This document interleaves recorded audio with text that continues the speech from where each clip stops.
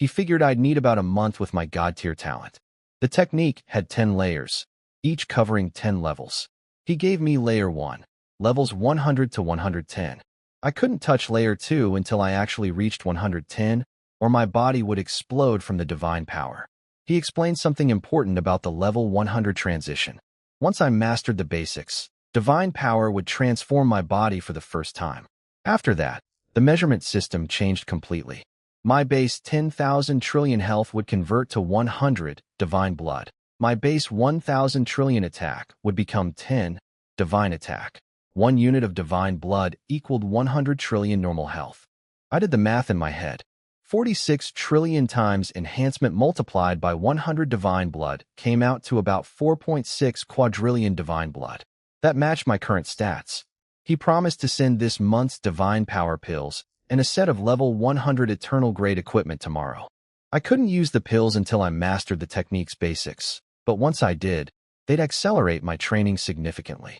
When I walked out, Lady Hua was waiting. The other wives who used to look down on her were now keeping their distance, their eyes full of caution and flattery instead of contempt. One came over to congratulate her awkwardly. Lady Hua just nodded without a word. Uncle Zhong stood behind her. He whispered that with god-tier talent, I'd reach at least 199. Lady Hua's fingers tightened. 199 was the Star Lord's level. Her son could reach that someday. She asked if I was hungry. I said a little. She smiled and took me home for dinner. 4 dishes and a soup, all home style. She kept piling food on my plate. Eat more, you're too thin. Meanwhile, Saint Tianzhao walked out of the awakening hall looking devastated. His holy tier felt worthless next to god tier. The Empress told him to be patient. 100 years of cultivation meant anything could happen. He understood what she meant. After dinner, I sat in Sheng Yuan's room and opened the holy light technique. Golden characters on golden pages, each word pressed into the paper like it had been carved. Holy light technique. Saint level method. Cultivable to level 200. I stared at those words. This was the beginning of a very long road. But I didn't plan to walk it slowly. I opened the holy light technique and started reading. The words made sense individually. Guide divine power into the body. Circulate through limbs. Open divine channels. But strung together, I had no idea what any of it actually meant. How do you guide something you can't see or feel? I tried. Deep breaths. Over and over. Nothing. No sensation, no response, nothing at all. I couldn't even find the door, let alone open it. Then I had an idea. I had 1,000 clones scattered across Origin City.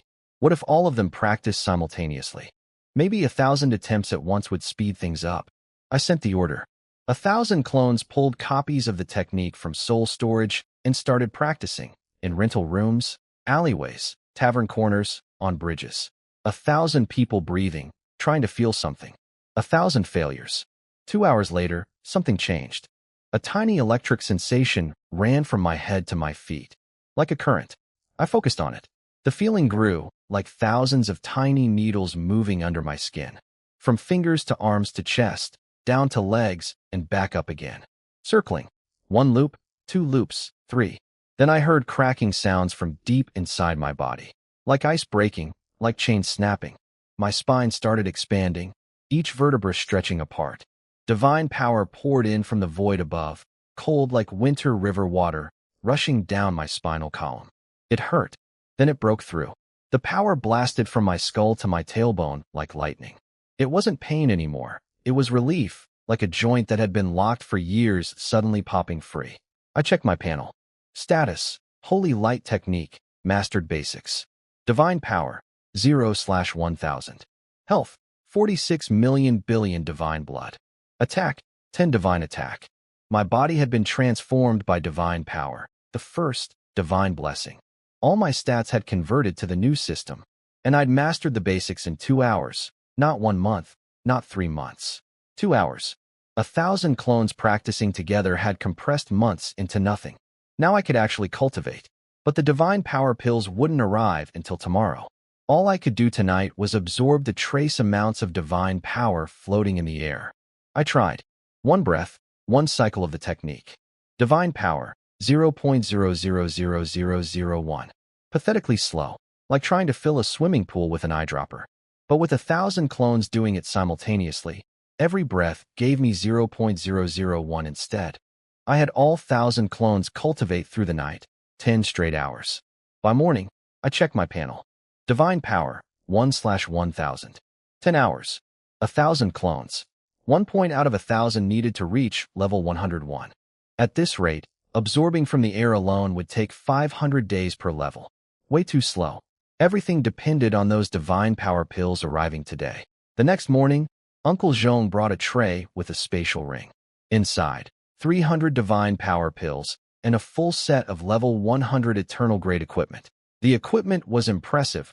Armor adding 1,000 divine blood, a ring adding 500 divine blood and 50 divine attack, and a sword adding 100 divine attack. After putting everything on, my health jumped to 73.6 quadrillion divine blood, and my attack to 160 divine attack. About 15 times stronger than before. Then I checked the pills. Each divine power pill gave 10 points. I needed 1,000 points per level. At God tier talent, one pill took 6 hours to absorb. Normally, I could do maybe 3 pills a day, 30 points. That meant 33 days per level. Roughly matching the Emperor's estimate of 100 years to reach 199. But I wasn't normal. I had clones. I put all 300 pills into soul storage. Then I gave the order. 299 of my less busy clones each took 1 pill from the shared storage. I took one myself. 300 people absorbing simultaneously. The pill hit my stomach like liquid fire. Concentrated divine power. Nothing like the wispy traces in the air. It roared through my blood vessels and bones. 2 hours later, level 101. Another divine blessing transformed my body. 4 hours, level 102. 6 hours, level 103. All 300 pills fully absorbed. 6 hours, 3 levels. What would take St. Tianjiao 200 days, I did in a quarter of a day. Even without clones, a god-tier talent would need 100 days for 300 pills. My clones made it over 100 times faster. The twin body and shadow clone bug was absurdly powerful. Even someone with the worst talent could outpace a god-tier genius with 1,000 clones cultivating together. But then came the problem. The pills were gone. Absorbing divine power from the air with 1,000 clones only gave about 2 points per day. Way too slow. I was a prince who received monthly resources. But before level 100, cultivation used the Heaven Tower, not pills, so there was no stockpile. This month's 300 pills were already delivered. That amount was supposed to last 3 months for a normal person. I burned through it in 6 hours. Could I ask the Star Lord for more? How would I explain it? I finished 3 months of pills in 1 day. Can I have more? He'd want to know how. I'd have to mention the clones. 1,000 of them. And how I got them. From a bug exploiting 2 rift rewards. Impossible. That would blow my cover. And blown cover meant death. I stood at the window thinking. Outside, maids were already gossiping about my god-tier awakening. The light pillar during my awakening had been visible across the entire palace. With tens of thousands of people present, royals, servants, guards, there was no way to keep it secret. Soon every planet would know Holy Light Star had a god-tier prince. I needed more pills. Lady Hua's family was too small and weak to help. Waiting a month for the next allocation was too slow. I needed another way. A maid brought me 50 divine power pills from Lady Hua. She'd been saving them for years, putting aside most of her own monthly resources, never using them herself. As long as her son got stronger, she was satisfied. 50 pills wasn't enough to level up. I needed to find my own supply. Being a prince was too visible for earning pills on the side. But I had 1,000 clones. The problem was they were all on Origin Star, which was mainly for warriors under level 100, no divine power pills there. I needed to send them to actual second-tier planets where the resources existed. I gave the order. 1,000 clones, split into groups of 10, heading to 100 different planets. Buy pills, earn them, trade for them, steal them, whatever it took. They changed their appearances to match each planet's people and walked through the teleportation gates, vanishing into 100 different worlds. Nobody noticed. 1,000 drops of water disappearing into the ocean. Back at the palace, I stayed in my room. The walls had eyes everywhere. The Empress's spies, other wives' spies, noble family spies. I was a god-tier talent now. That made me a target for everyone who didn't want me alive. The Empress, Saint Tianjiao, and eventually every other planet would want me dead. Best to stay put, stay quiet, and cultivate whenever pills came in. Speaking of the Empress, she was already plotting. She found out the Emperor gave me 300 pills while Saint Tianjiao only got 100. She saw it clearly. The Emperor was preparing to name me heir. Her son was being pushed aside. She called Saint Tianjiao to her room. He admitted I'd beaten him with one punch in our sparring match. She didn't comfort him. Instead, she smiled coldly and said, "Strong is good. Too weak would make killing him boring." Her plan was simple. Let other planets know about my god-tier talent. The awakening ceremony had thousands of witnesses and a light pillar visible across the entire palace. The secret was already leaking. Once other planets confirmed it, they'd come to kill me themselves. She told Saint Tianjiao the lesson of palace life wasn't about being the strongest or most talented. It was about being the last one standing. And somewhere across 100 different planets, my clones were already hunting for divine power pills to send back through soul storage, while I sat in a dead prince's room, eating his mother's cake, wearing his face, playing the role of a lifetime. My clone arrived on Star Planet under a deep blue sky. First time there. The teleportation plaza was smaller than Origin Stars, but still packed with warriors coming and going. I walked into the biggest pill shop I could find, Star Pill Pavilion, and asked if they sold divine power pills. The shopkeeper looked at me like I'd lost my mind. He explained that divine power pills were so scarce that even royals and major families didn't have enough. They only went to their top geniuses. Regular people and independent warriors had never even touched one. There was nowhere to buy them. The shopkeeper said he'd only seen one in his entire life. 10 years ago, when the Star Planet ruler gave one to the shop's main branch as a birthday gift to display in a glass case. He told me the harsh reality of life after level 100. Before that, everyone leveled up through the Heaven Tower and didn't worry about resources. After 100, you needed divine power to advance, and divine power pills were the fastest way. Without them, you just absorbed the faint traces of divine energy from the air and crawled forward, maybe 2 or 3 levels over a few hundred years. Or you could risk your life hunting for rare herbs in the wilderness that worked better than air, but far worse than pills. I walked out empty-handed. No shops, no market, no supply. The only people with divine power pills were royalty and noble families, and they hoarded every single one. That left one option: take them from those people. Then I overheard a conversation outside a tavern. A group of independent warriors were talking about a royal tournament happening soon, open to anyone between level 100 and 105. The prize: first place gets 100 divine power pills, second gets 50, third gets 30. 100 pills. Exactly what I needed for one more level. I was level 103. The requirement was 100 to 105. I qualified. A rough-looking guy warned me not to bother. He said the top 10 finishers were always from noble families. They had eternal-grade equipment, saint-level cultivation techniques, and 8 divine power pills like candy. Independent warriors showed up just to get beaten and humiliated. I asked where to sign up. He stared at me for 3 seconds, then sighed and told me, "City East, the arena. Registration closes this afternoon." I headed there immediately. When I arrived, there was already a line of several hundred people waiting to register. I signed up for the tournament under a fake name, Lin Lin, number 317. The registrar glanced at me when I said, "Independent warrior," but didn't ask questions. While waiting, I checked in with my other clones across various planets. The news was the same everywhere. Divine power pills simply didn't exist on the open market. Every single one went to royal families and noble clans. My clones had all come up empty. This tournament on Star Planet was the best opportunity any of them had found. The prize was straightforward. First place, 100 divine power pills. Enough for one level. And there was no way I'd lose. My total enhancement was 46 trillion times. These so-called geniuses had maybe tens of thousands or hundreds of thousands times enhancement. The gap was tens of millions to 1.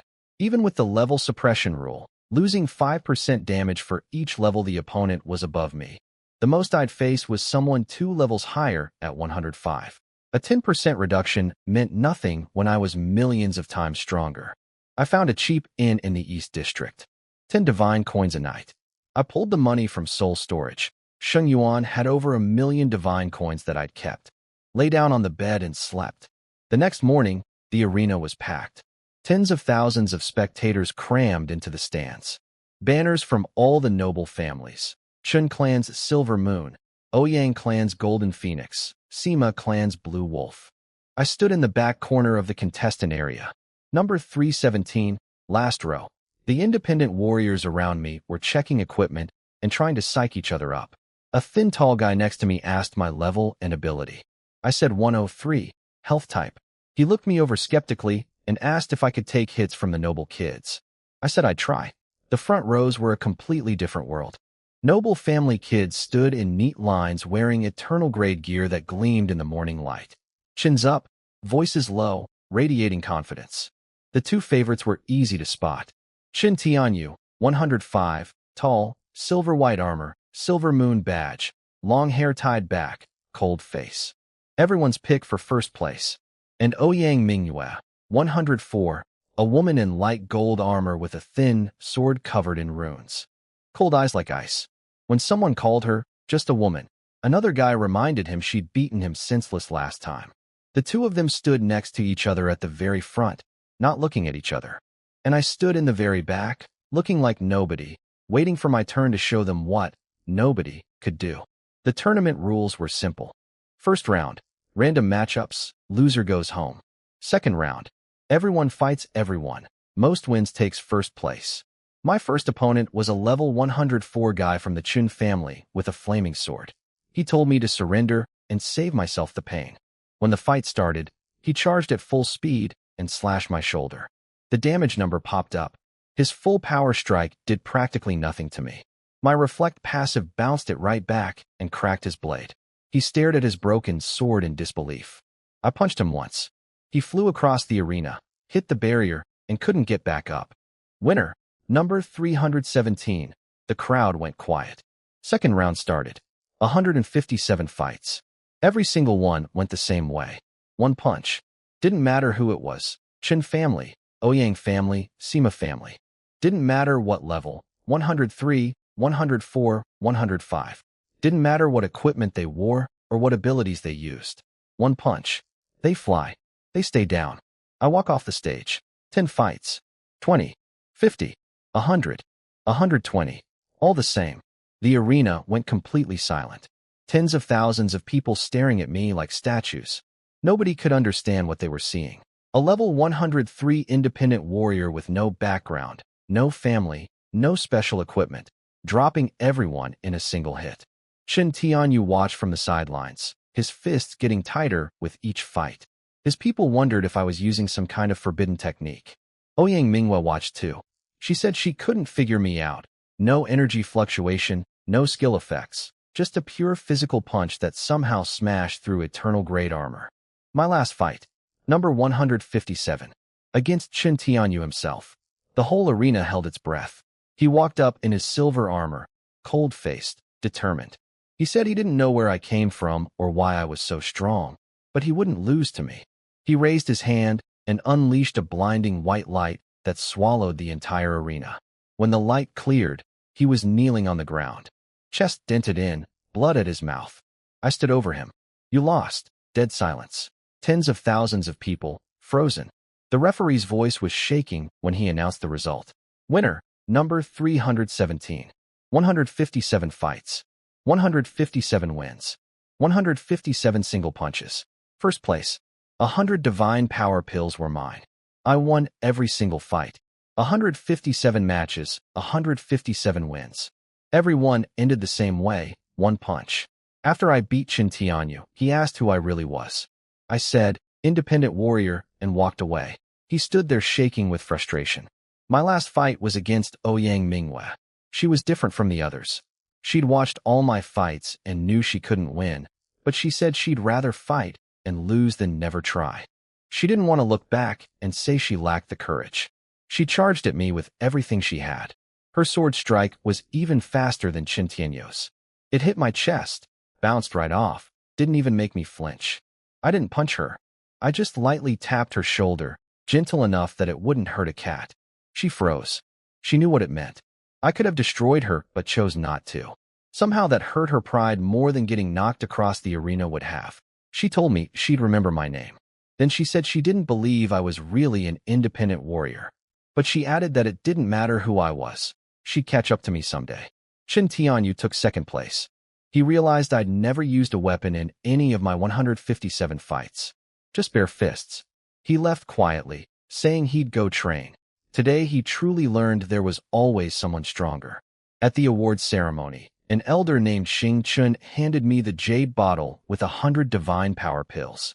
He looked at me with curious eyes and whispered that if I ever needed anything, I should come find him at the royal palace. I walked out, stored the pills in soul storage, and immediately sent orders to 150 clones. Each one took a pill and started cultivating simultaneously. 6 hours later, level 104. Health jumped to 92,000 trillion divine blood. Attack to 200 divine attack. I still had 501 points toward the next level from leftover pills. Back at Star Planet's royal palace, the elder Xing Chun had already sent someone to investigate me. They found nothing. My name, identity, and background were all fake. No records anywhere. The investigator estimated my real combat power was at least level 110, far beyond my listed 103. He suspected I had beyond the rules abilities. Xing Chun stood at his window and smiled. Interesting. They'd keep digging. But they'd never find anything, because Lin Lin didn't exist. He was just one face among 1,000, and by the time they figured that out, I'd be long gone. I got summoned to the council hall. The news about my god-tier talent had leaked. Every second-tier planet now knew that Holy Light Star's 9th prince had awakened a god-tier divine gift. It spread overnight across the entire star region. The Emperor was furious. He demanded to know who leaked it. Nobody confessed. The Empress sat beside him with a faint smile. I was pretty sure she was behind it. Lady Hua sat in the far corner, quiet as always. When I sat next to her, she grabbed my hand. It was cold. She whispered, "Don't be afraid." I patted her hand and told her I was fine. Grand Elder Xing Xian stood up and said the real issue wasn't finding the leak. It was preparing for what came next. Other planets wouldn't sit by and watch Holy Light Star produce another level 199 warrior. They'd try to assassinate me. They wouldn't dare attack openly since Holy Light Star was ranked first, but they'd find ways to get to me in secret, even inside the palace walls. The Emperor made his decision. I was forbidden from leaving the palace. Stay inside, focus on cultivation. For my safety and for Holy Light Star's future. Xing Xian added that just staying inside wasn't enough. Other planets might infiltrate the palace. He recommended round-the-clock guards around my quarters and strict screening of all new servants and guards. After everyone left, the Emperor kept me behind. He explained a second threat I hadn't considered: challenges. Star region rules allowed same-tier challenges. Anyone within my 10-level bracket, level 100 to 109, could formally challenge me, and I couldn't refuse. The fight would happen on a challenge platform where killing was permitted. It was Iron Law. So other planets could send their strongest level 109 genius, fully trained in combat techniques, to fight me on a platform where death was legal. It would be a legitimate, rule-sanctioned assassination. He told me that above level 100, there were no more rifts to give skills. Power came from martial techniques that had to be learned and practiced. He wanted me to start training in combat arts immediately, on top of my cultivation. I stayed quiet. In reality, with my 46 trillion times enhancement, I was invincible against anyone below level 124 regardless of their techniques. But I wasn't going to reveal that. Learning combat techniques was still worthwhile. I had 1,000 clones who could practice simultaneously. One day of training for me equaled over 3 years for anyone else. And since most of my clones were struggling to find divine power pills across various planets, they had free time. Might as well put them to work learning every fighting technique they could get their hands on. I walked out of the council hall. Lady Hua was waiting in the corridor, looking worried. She told me not to feel bad about being confined to the palace. My father was just protecting me. I told her I wasn't upset. She smiled that crescent moon smile and took me back for osmanthus cake. I'd barely finished my third piece when urgent footsteps echoed outside. All princes and ministers were ordered to the council hall immediately. When we got there, the Emperor was holding a golden letter, his face dark. A secret realm has opened. The Starfall secret realm. The room went silent, then erupted. This realm only opened once every 100,000 years. The last time was 100,000 years ago, when Star Planet's current ruler entered as a young prince. Whatever he got inside was so impressive that the old Star Lord immediately chose him as heir over all the other princes. The rules: only warriors between level 100 and 120 could enter. Holy Light Star got 5 spots. Tomorrow there'd be a competition, top 5 would go. Saint Tianjiao volunteered immediately, chin high, absolutely confident. The 6th prince at level 110, the 7th prince at level 108, and the 4th princess at level 112 also stepped forward. Then the emperor looked at me. His expression froze for a moment. Sheng Yuan, you're not going. The realm is an unclaimed space, far from here. The moment you leave the palace, other planets will try to kill you. Stay here and cultivate. Everyone stared at me. Saint Tianjiao smirked. The empress sipped her tea with a thin smile. I said okay. I'd follow my father's arrangement. The room buzzed with whispers. People said it was a waste, a god-tier talent missing a once-in-100,000 years opportunity. Others said I'd be a walking target the moment I stepped outside. Saint Tianjiao tried to taunt me, saying he'd wanted to fight me in the competition. I looked at him and said, wasn't the last beating enough? Want another one? He shut up. The emperor gave me one last look. Complicated, frustrated, then dismissed everyone. I walked back to my room. In truth, I didn't need this secret realm as badly as they thought. I had 1,000 clones across 100 planets, all working to gather resources and learn techniques. My cultivation speed was already hundreds of times faster than anyone imagined. But still, a realm that opens once every 100,000 years, with rewards good enough to make someone an heir on the spot. That was hard to just let go.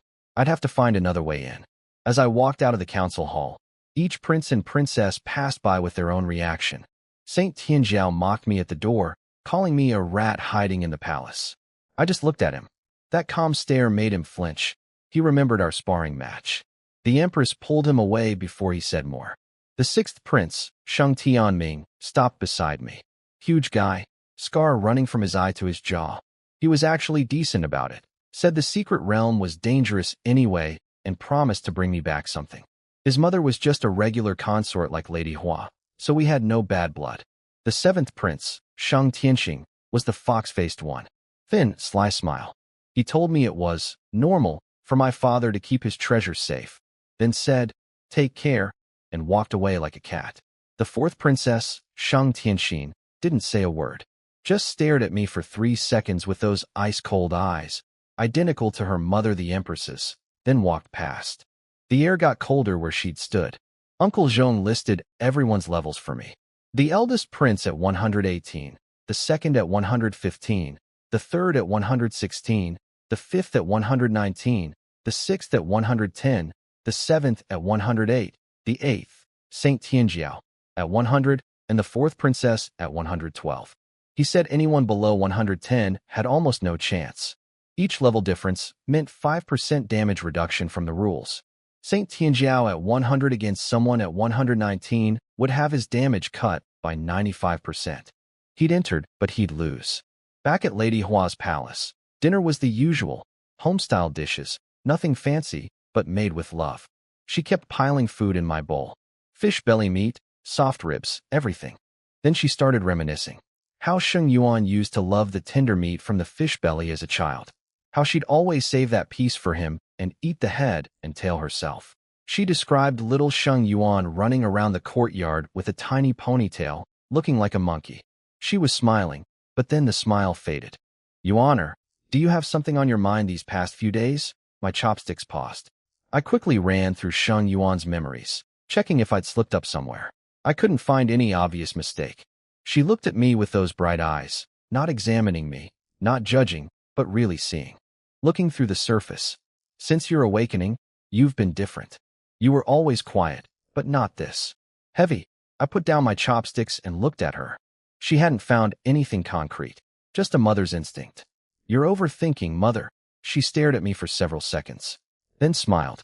Maybe I am. She picked up her chopsticks and put another rib in my bowl. Eat. It's getting cold.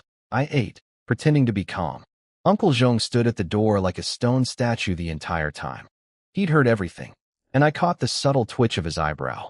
He'd served Holy Light Star's royal family for 2,000 years. He'd guarded countless princes. He could tell real from fake, truth from lies, with a single glance. He'd noticed the change too.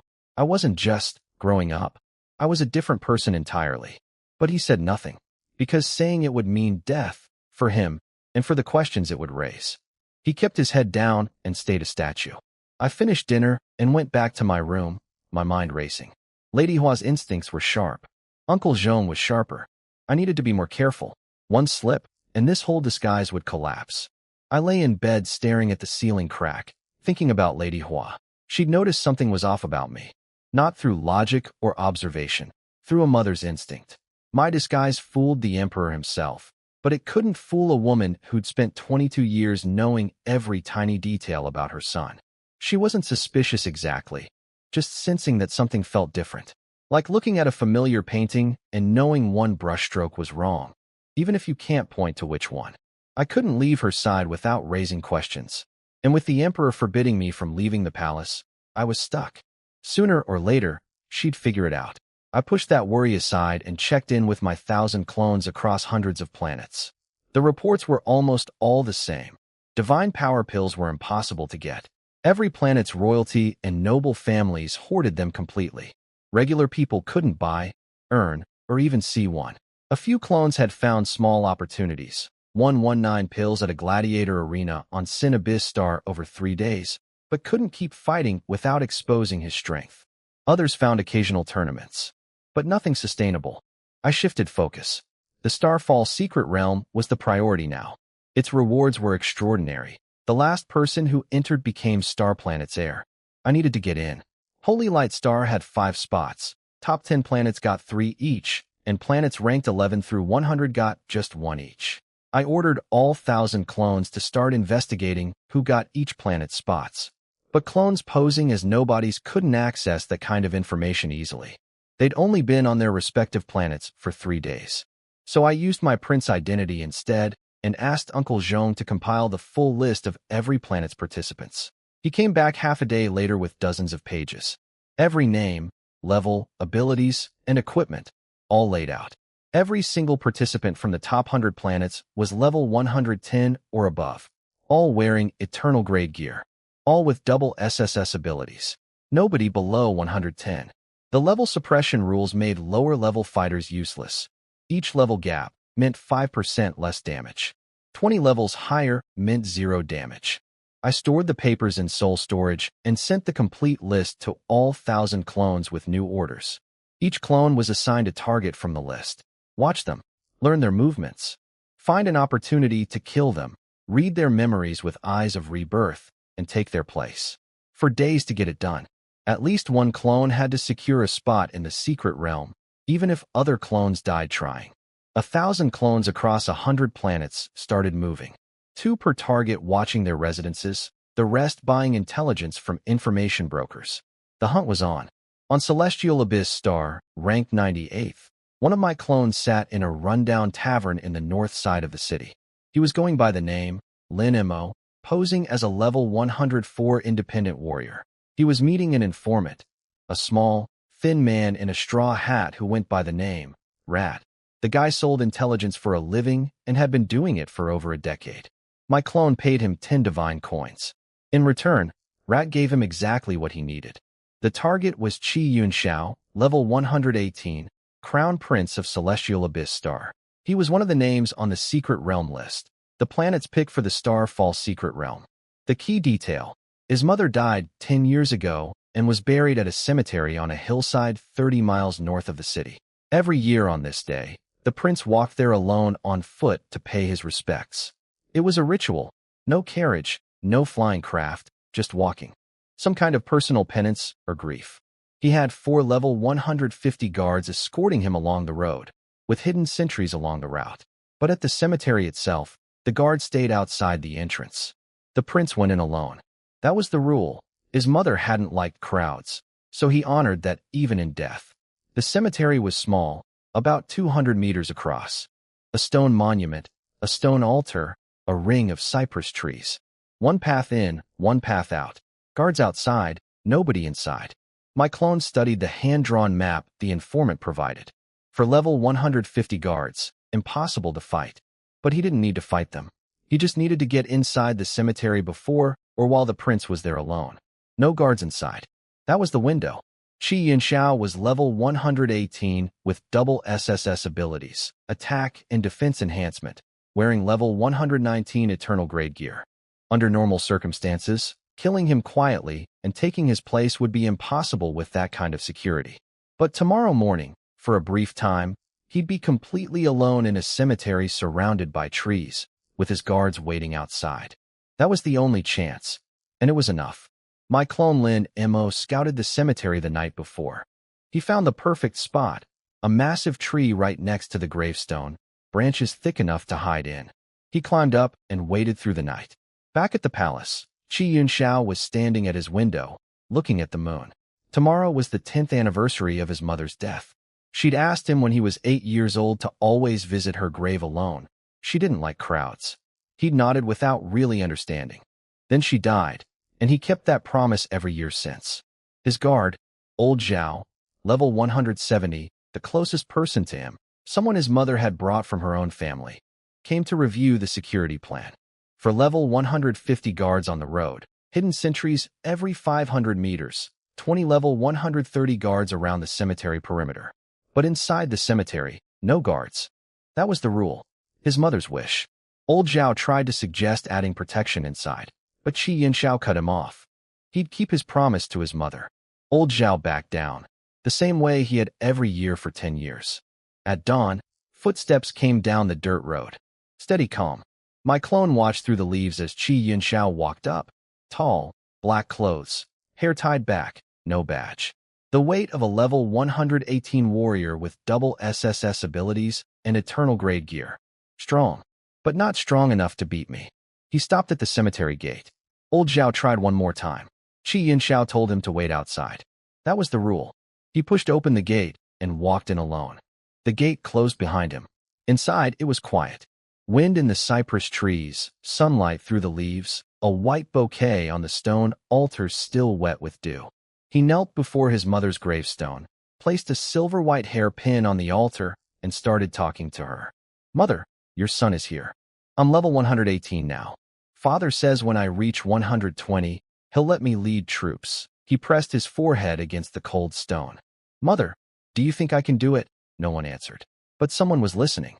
My clone, crouched on a branch 3 meters above him, had been waiting all night for this moment. My clone struck the moment Qi Yunxiao knelt before his mother's gravestone with his forehead pressed against the cold stone. He heard the sound, barely a whisper of movement, and his eyes snapped open. He saw a figure in black and realized instantly what was happening. He tried to shout for his guards outside, but it was too late. One punch to the head. His consciousness shattered instantly. He collapsed face down in front of his mother's grave. His eyes looked at the tombstone, first with fear, then with something warm, like he was glad to be near her at the end. 3 seconds later, the light left his eyes. I used the eyes of rebirth to absorb his entire life. 28 years of memories flooding into my mind. His childhood with his mother, his awakenings, his training, his daily habits, everything. The memories of his time with his mother before she died, when he was 8, hit me the hardest. After she passed, he'd barely smiled again. I stored his body in soul storage, then transformed. My face became his, longer, more angular, broader shoulders, slightly taller. I picked up the silver hairpin he'd placed on the altar and walked out of the cemetery. Your Highness, old Zhao bowed at the gate. I nodded. Back to the palace. The 4 level 150 guards fell into formation around me.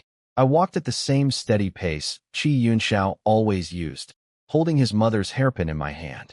At the palace, servants greeted me and served the simple vegetarian breakfast the real prince had ordered for this day. I sent the maid away and ate alone. Then I checked his spatial ring.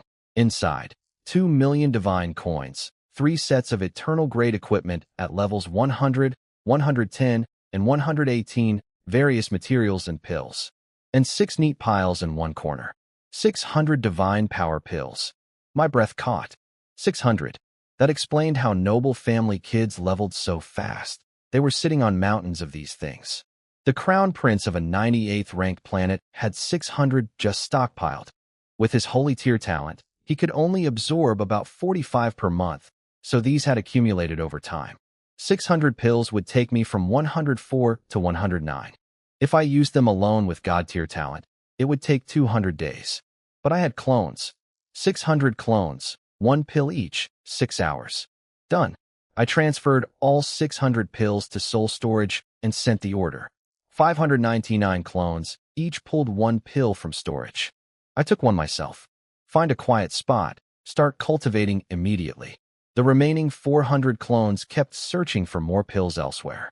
The secret realm spot was secured. I was now Qi Yun Xiao, Crown Prince of Celestial Abyss Star, with a guaranteed entry to the Star False Secret Realm. And in 6 hours, I'd be level 109. Meanwhile, on Holy Light Star, the arena was packed with over 10,000 people for the royal competition. 5 spots for the Starfall Secret Realm were up for grabs. I wasn't competing, the Emperor had forbidden it. But I decided to go watch. I needed to see how strong these princes and princesses actually were. The princes arrived one by one, each making their entrance. Saint Tianjiao came first, chin up, waving to his fangirls in the stands like a peacock. He was only level 100. Everyone knew he'd lose, but he wasn't going to miss a chance to show off. The 6th prince, Sheng Tianming, walked in next, massive, scarred, terrifying. Level 110. When Saint Tianjiao tried to act friendly, Tianming just looked down at him and said flatly, "You? Not good enough." He told Tianjiao to train for 2 more years, and maybe he could survive 3 moves. Tianjiao's face turned red and white. The 7th prince, Sheng Tianxing, slipped in silently, thin, fox-faced, level 108. He found a corner and stood there with his eyes closed. Too low level to win, but he came anyway.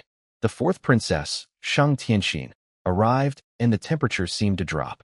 Level 112, ice-cold beauty. Nobody dared speak loudly near her.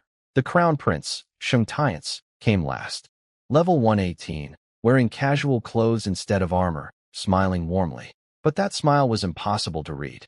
Everyone bowed when he passed, not because of his level, but because he was heir to the throne. Though with my God-tier awakening, everyone was whispering that his position might not last much longer. The 2nd prince at 115, 3rd at 116, and 5th at 119 also arrived. 9 princes present, 1 missing me. Up in the stands, 3 girls from the Ouyang family were gossiping. Ouyang Qing had spent an hour on her makeup specifically hoping to see me. Ouyang Zi kept watching the entrance with her fox-like eyes. They talked about how I was the future of Holy Light Star, how the Emperor was protecting me too carefully to let me compete. Then someone shouted, "He's here." I walked into the arena. Not in armor, just the usual dark gold casual clothes. I wasn't competing. I was just here to watch. But every eye in that arena turned to look at me. I walked into the arena wearing my usual dark gold casual clothes. I wasn't competing, just watching. The moment I stepped through the entrance, the entire place went silent. Then it erupted. Over 10,000 people screaming my name. Noble girls who'd spent hours on their makeup shrieked until their voices broke. 9th prince. God-tier talent. The future of Holy Light Star. 3 girls from the Ouyang family were the loudest. Ouyang Qing had apparently spent an hour getting ready just to see me. Ouyang Zi, the one with the fox-like eyes, was quieter, but I could tell she wasn't a fangirl. She was calculating, figuring out how to get close to the future Star Lord. In the contestant area, each prince had their own reaction to my arrival. Saint Tianjiao's face went dark with jealousy. This was supposed to be his day to shine, and I'd stolen every eye in the arena just by walking in. The 6th prince Tianming laughed and told Tianjiao he was here to watch him get beaten. The 7th prince Tianxing stood in his corner with closed eyes, but I knew he was listening to everything, waiting for the water to get muddied. The 4th princess Tianxing stared at me with her mother's ice-cold eyes. I could practically hear her thoughts. She and the empress would fight to keep me from taking the throne. The crown prince, Sheng Tiance, was the most interesting.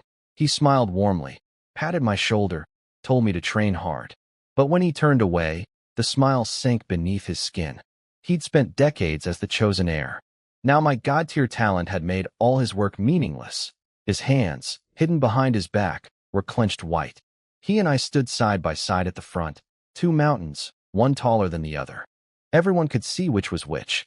The emperor sat in the highest seat, flanked by 4 level 190 elders. He looked at each prince in turn. His gaze lingered on the crown prince the longest, not with pride, but with the complicated expression of a father who knows he has to take away something he gave. Then he announced the rules. Random matchups, winners advance, losers out. Last 5 standing go to the Star-False Secret Realm. The princes drew lots. I stood in the back watching, taking mental notes on all of them. Their movements, their confidence, their weaknesses. Information my clones could use later. The competition was about to begin, and somewhere on Celestial Abyss Star, my clone was sitting in a dead prince's palace, having already secured 1 spot in the secret realm and absorbed 600 divine power pills through 600 clones simultaneously. I watched the fights from the sideline, arms crossed, face blank. First match, Saint Tianjiao versus the Crown Prince Sheng Tiance. Level 100 against level 118. Everyone knew how it would end. Tianjiao charged first, desperate to prove himself. He threw everything into his attacks, sword strikes blazing with golden light, fast and fierce. Tiance didn't even draw his weapon. He just stood there with his hands behind his back, dodging each strike with the smallest movements, like a breeze shifting. Then he'd tap Tianjiao once. Just a light punch or a pat on the back, and Tianjiao would fly across the arena and crash into the barrier. 3 times Tianjiao got up. 3 times he charged back.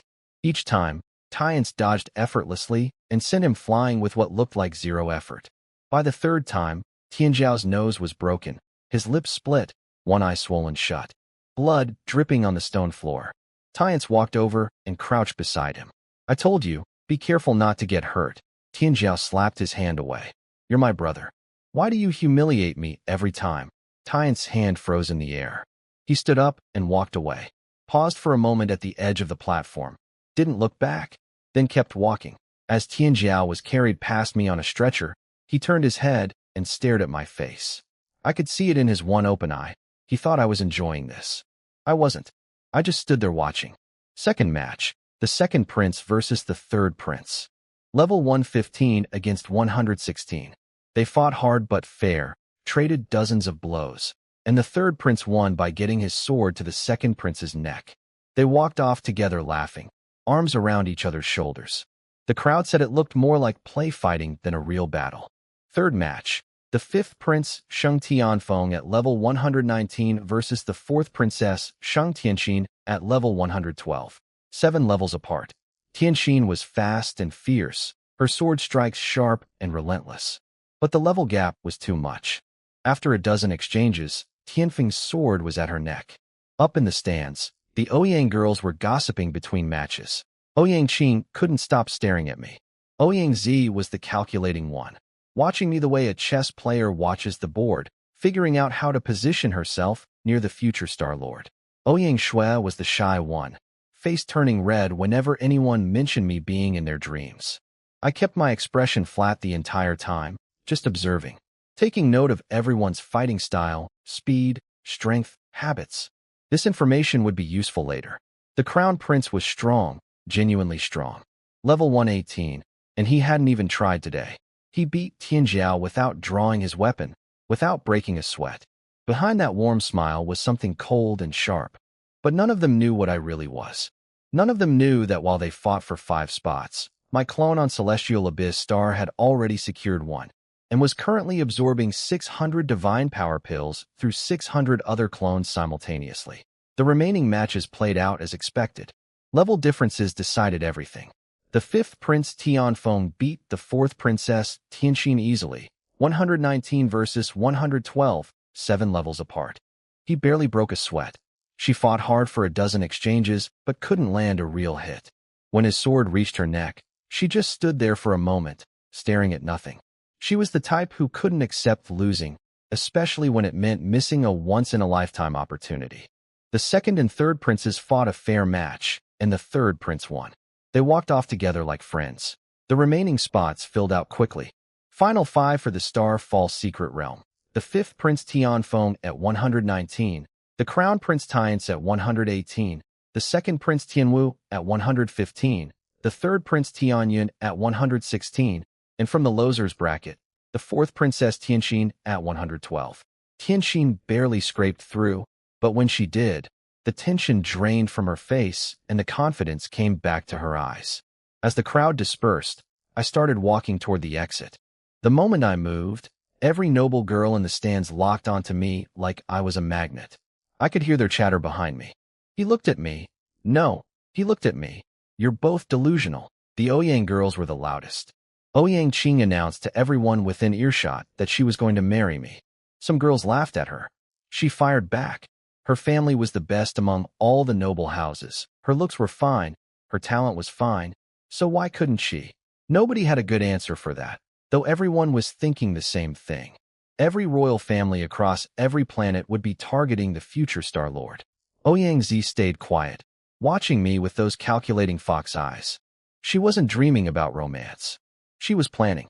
Saint Tianjiao was being carried out on a stretcher. The seventh prince, Tianxing, walked beside him, pretending to be concerned while subtly twisting the knife. He pointed out that Tianjiao had entered just to show off, but ended up humiliated by the crown prince, and then had his spotlight stolen by me simply walking into the arena. Everything Tianjiao did today was pointless. Tianjiao's fist tightened until the wooden stretcher handles creaked. As Tianxing walked away, he glanced back, not at Tianjiao, but at me. A flash of something crossed his eyes, gone before anyone could see it. I walked out without looking back. I had what I came for, a complete picture of every prince's fighting ability, personality, and relationships.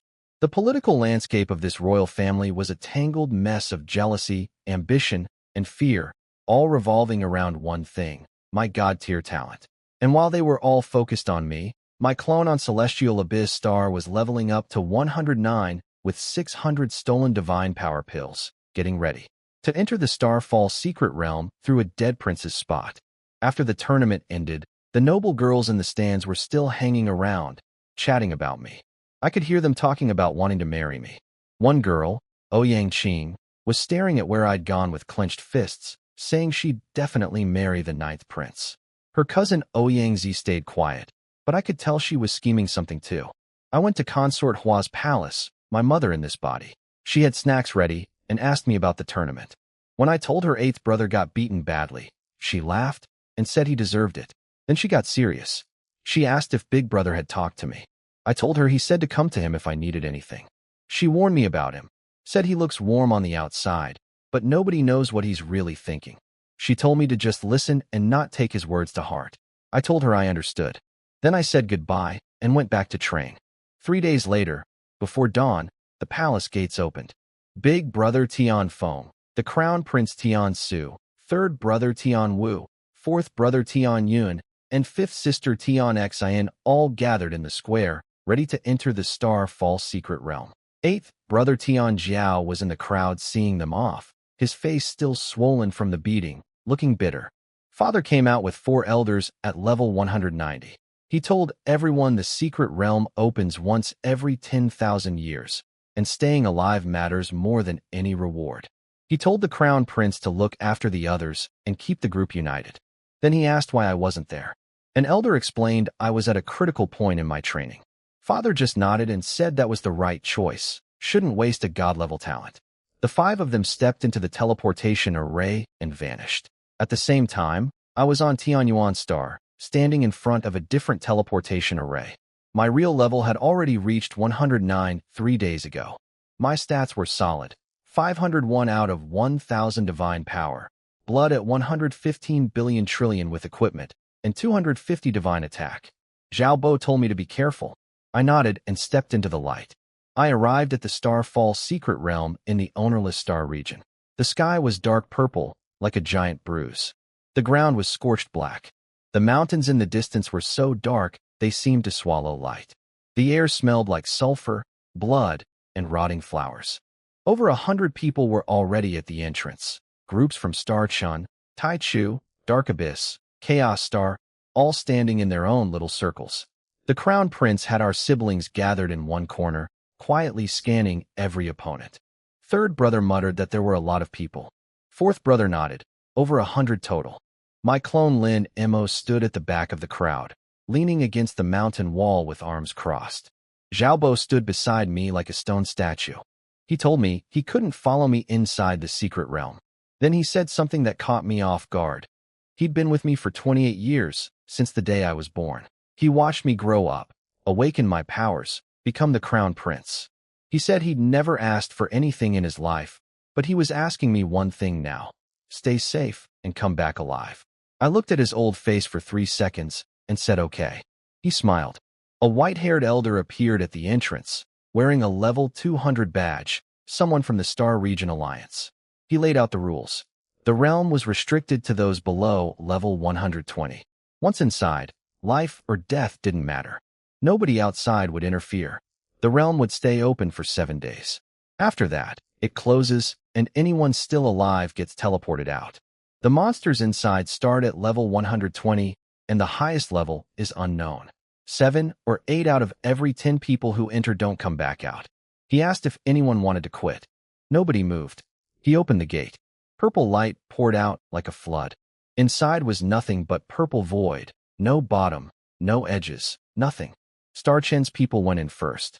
Chun Tianguang, level 119, dual SSS abilities, full eternal grade gear. He walked in without looking back, his 2 brothers behind him. Then Tai Chu Stars group went in. Then Dark Abyss, Stars and Yongya, wrapped in black armor like a living shadow. Then Chaos, Stars Hun Dunyang, laughing like a maniac, shouting as he charged in. The Crown Prince watched them all go. Third brother asked when we were going in. The Crown Prince said no rush, 7 days is plenty, no need to hurry over a few minutes. Fifth sister stood at the back, gripping her sword so tight her knuckles turned white. She was nervous but didn't show it. Second brother went in first with his usual easy smile. Then the Crown Prince led the rest of them through.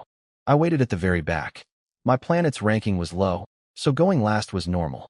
While I waited, I thought about one thing. Inside the realm, everyone is an enemy. Not just monsters. People from other planets would kill each other too, for equipment, pills, resources, and to thin out the competition for the big prize. No rules, no laws, no morals.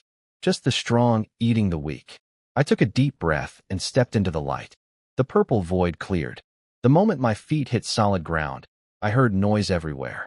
Over 100 people were packed onto a huge round stone platform, at least 500 meters across, covered in black stone tiles carved with glowing purple runes that pulsed like a heartbeat. Below the platform was a wasteland, black, scorched, stretching as far as I could see. And covering that wasteland were thousands of creatures. My eyes narrowed. They were monsters. Dark-scale demon lizards. Every single one stood over 3 meters tall, covered in black scales, thick limbs, lizard heads full of fangs, and blood-red eyes glowing like ghost fires under the purple sky. Thousands of them. Level 120. 1 billion divine blood. 100 million divine attack. Skills: Tear, Venom Spit, Group Roar. I ran the numbers in my head. With my 115 trillion billion divine blood, even if every single one of them attacked me at once, I'd be fine. But there was no reason to show my strength yet. I still wasn't sure if anyone here would make it out alive and talk. If I revealed my real power, I'd have to kill everyone. If someone got out, they'd figure out the Crown Prince of Tianyuan Star was a fake, and from how I fought, they might even work out that Su Lin wasn't really dead. So for now, I'd stay hidden. A skinny guy near me leaned forward to look down, his face white as paper. He asked how 100 people were supposed to fight thousands of level 120 monsters. Nobody answered.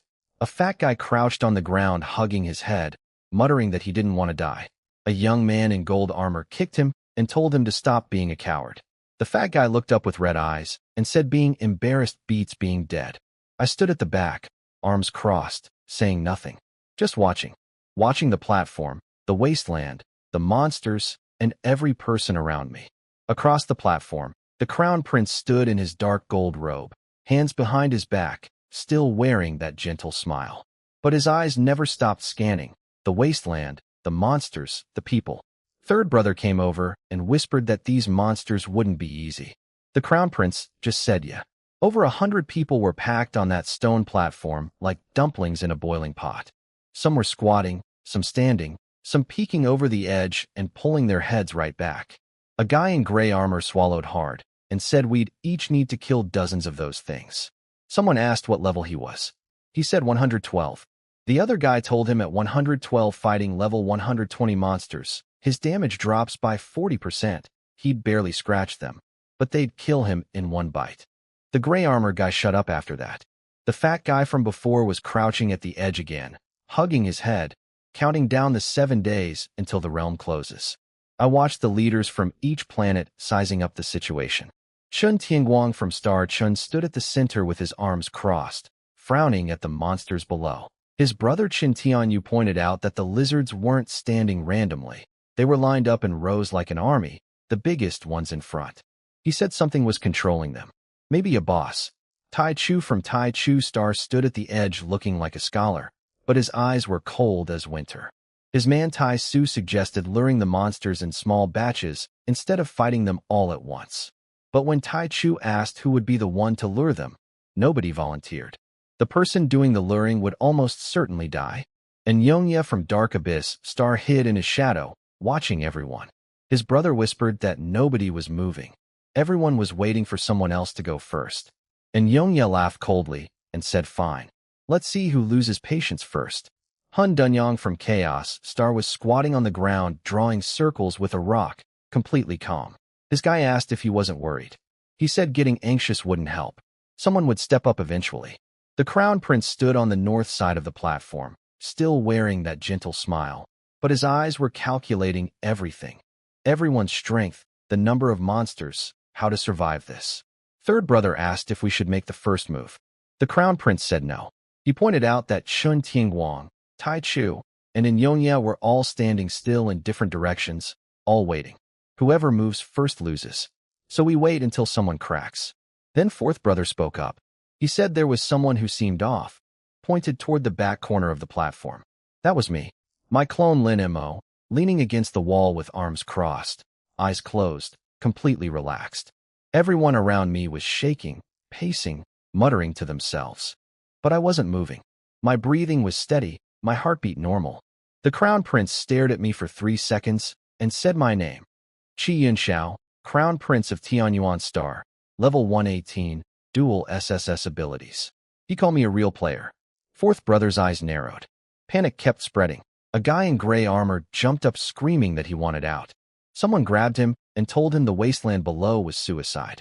He broke free, crouched down, and started crying. The fat guy started his countdown chant again until a young man in gold armor kicked him and threatened to throw him off the platform.